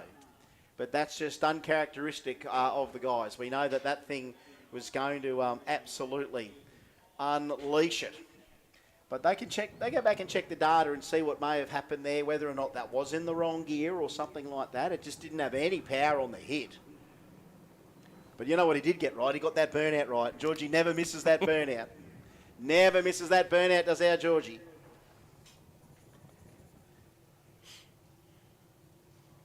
Here he is again. Frankie. He needs something in here now, does Mr. Tarabay. This thing. Now, correct me if I'm wrong. Did he just spun the wheels on the first hit this morning? Yeah. Big time spun. And we've got a bit of blowing action coming up now. Sean Kirkman. Sean Kirkman. I spoke to Sean. What are they directing him over here somewhere? Oh, that's the tow vehicle over there. All right. Blower versus Turbo. These guys might. If there's the only two in Pro Mod, they might have to just match race each other. So Sean was saying he started racing this car back in 2009. Car was originally from Canada, where it ran in Pro Mod back in the days in the 1990s, where it ran a 630. Jeez, it sounds the business. 526 cubic inches. So I don't know what does Frank have his there? Frank, what do you want to know about Frank's car? Cubic inches, doesn't quite say. It doesn't say actually. It could be 526-ish as well. They could be very similar in capacity, but of course on Frank's side, two massive precision turbos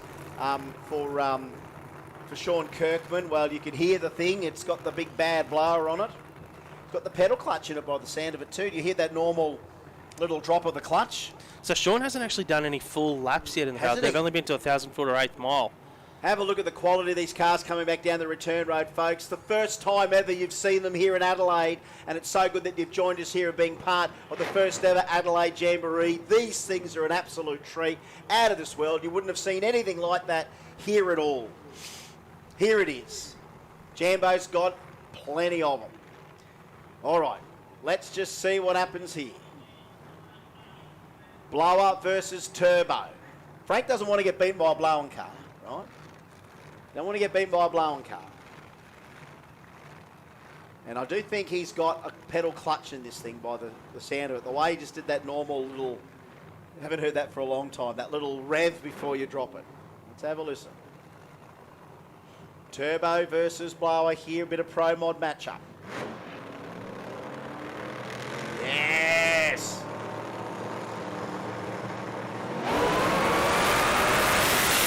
Frankie doesn't want the blower car to beat him, but here they go side by side. Tarabay early shoots. Who is it? Tarabay 702 to a 690. It's Frankie. Yeah, he's not gonna want. He doesn't want a blower car to beat him. He was back on it. 702 046 light. The man can leave. 994 in the 60, and then it shakes. 994 in the 60.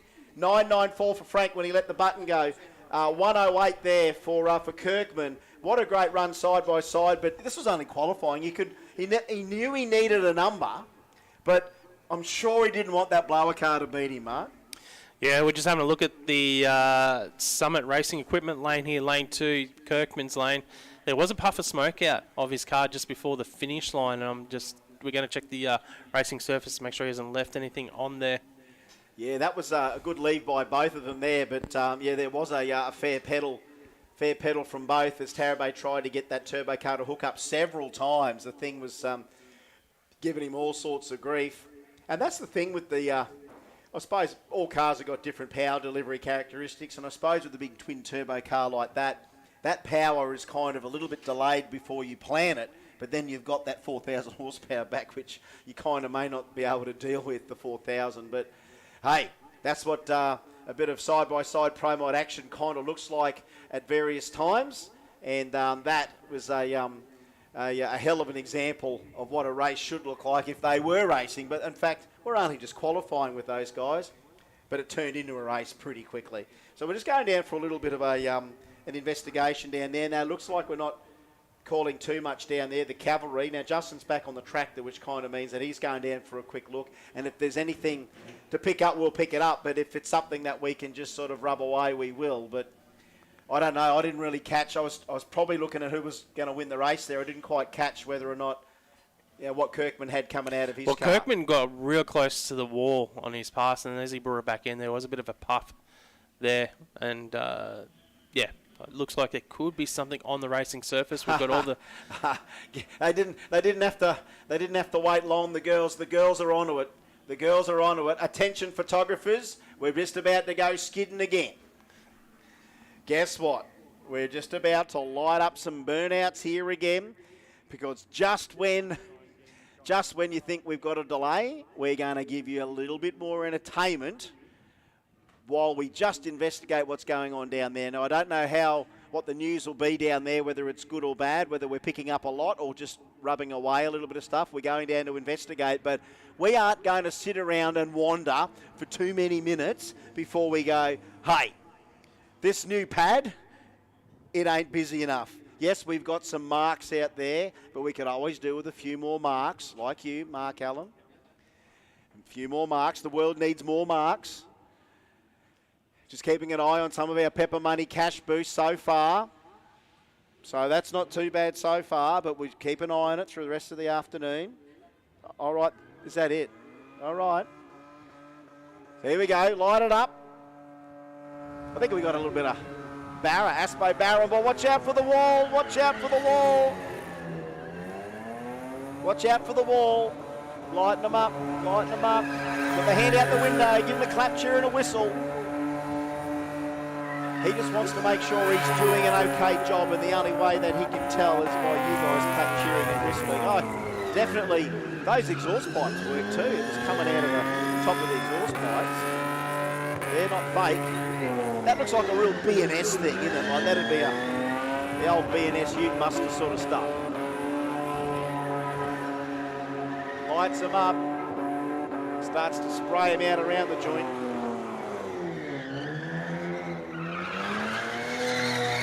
All right, so we are just on that little bit of an oil down attendance there. I might go and break out the forehand, though. I might just go and have a bit of a squiz there. G him up here, folks. G him up. G him up. He's trying to throw it all out there and get it all sorted. Give him a clap, cheer and a whistle, folks. That wasn't a bad skid. Wasn't a bad skid at all. Go the Barras. He should have a barra. It might have an Intec in it. I can't really tell on the front whether it was an AU or not.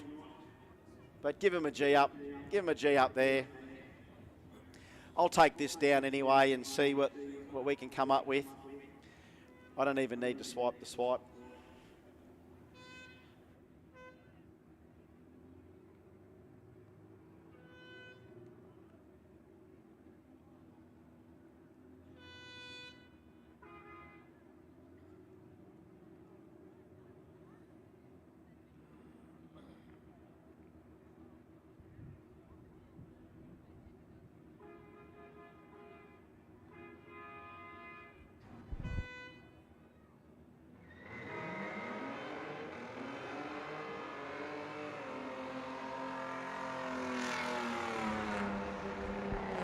Oh yeah, we can't give you enough. Can't give you enough. We'll give you a few more burnouts.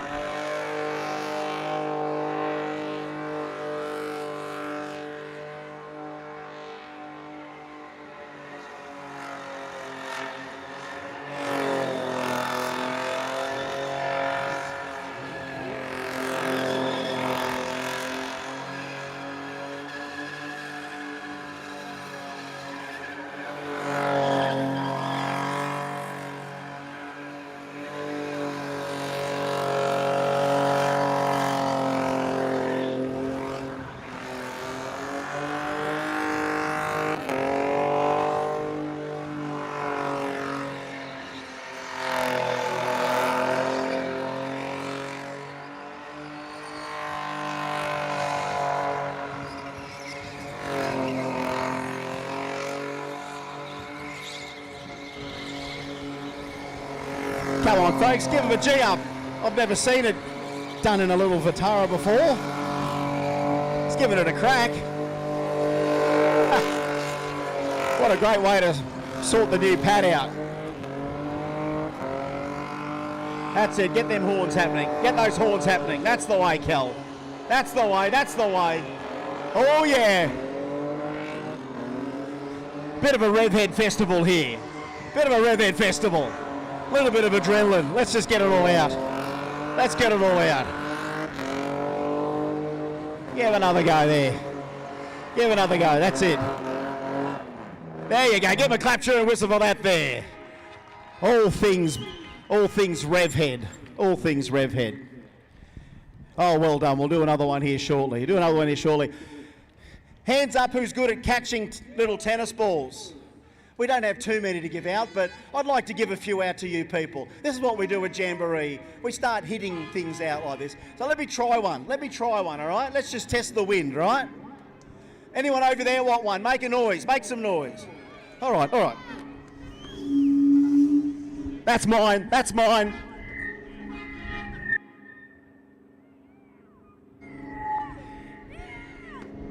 That's mine. Is that mine? The wind, the damn wind. All right. Oh, shit.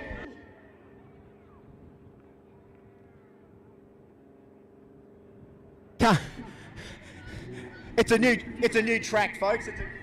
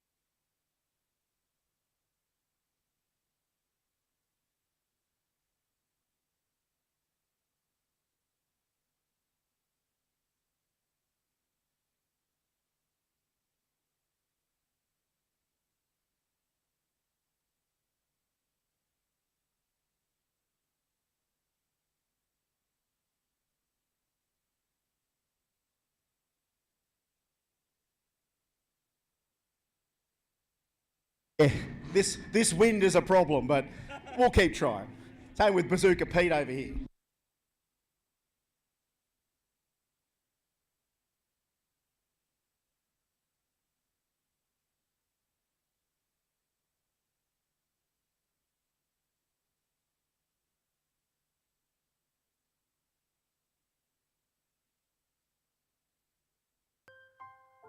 We've always had a few cars. They're all special. The T-Bird. Oh, that's mine. The Combi for when we want to get away. The XR8. It's going to be a classic. They're all insured with Shannon's, We've also got Shannon's home and contents cover. which helps protect our automotive collectibles, tools and memorabilia in the home and garage. If you're motoring enthusiasts like us, it's got to be Shannon's. Shannon's, insurance for motoring enthusiasts. Call 13 46 46 for a quote.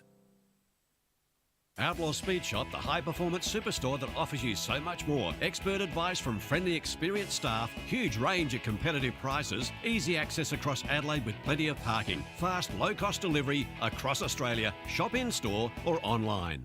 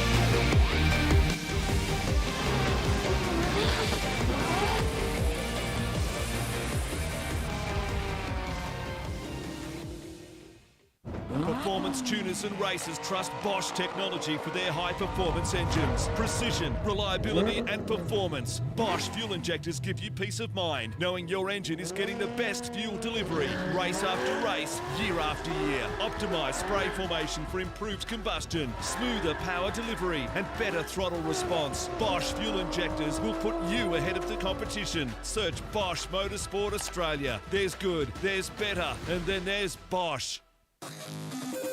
Link is the engine management solution for champions the world over. We know what it takes to win. Pushing boundaries, performing under pressure, and having the best people on your team. Our tech support are performance specialists, available 24 hours and ready to talk one-on-one about your winning formula. Link ECU, the performance, reliability, and power to get to the podium.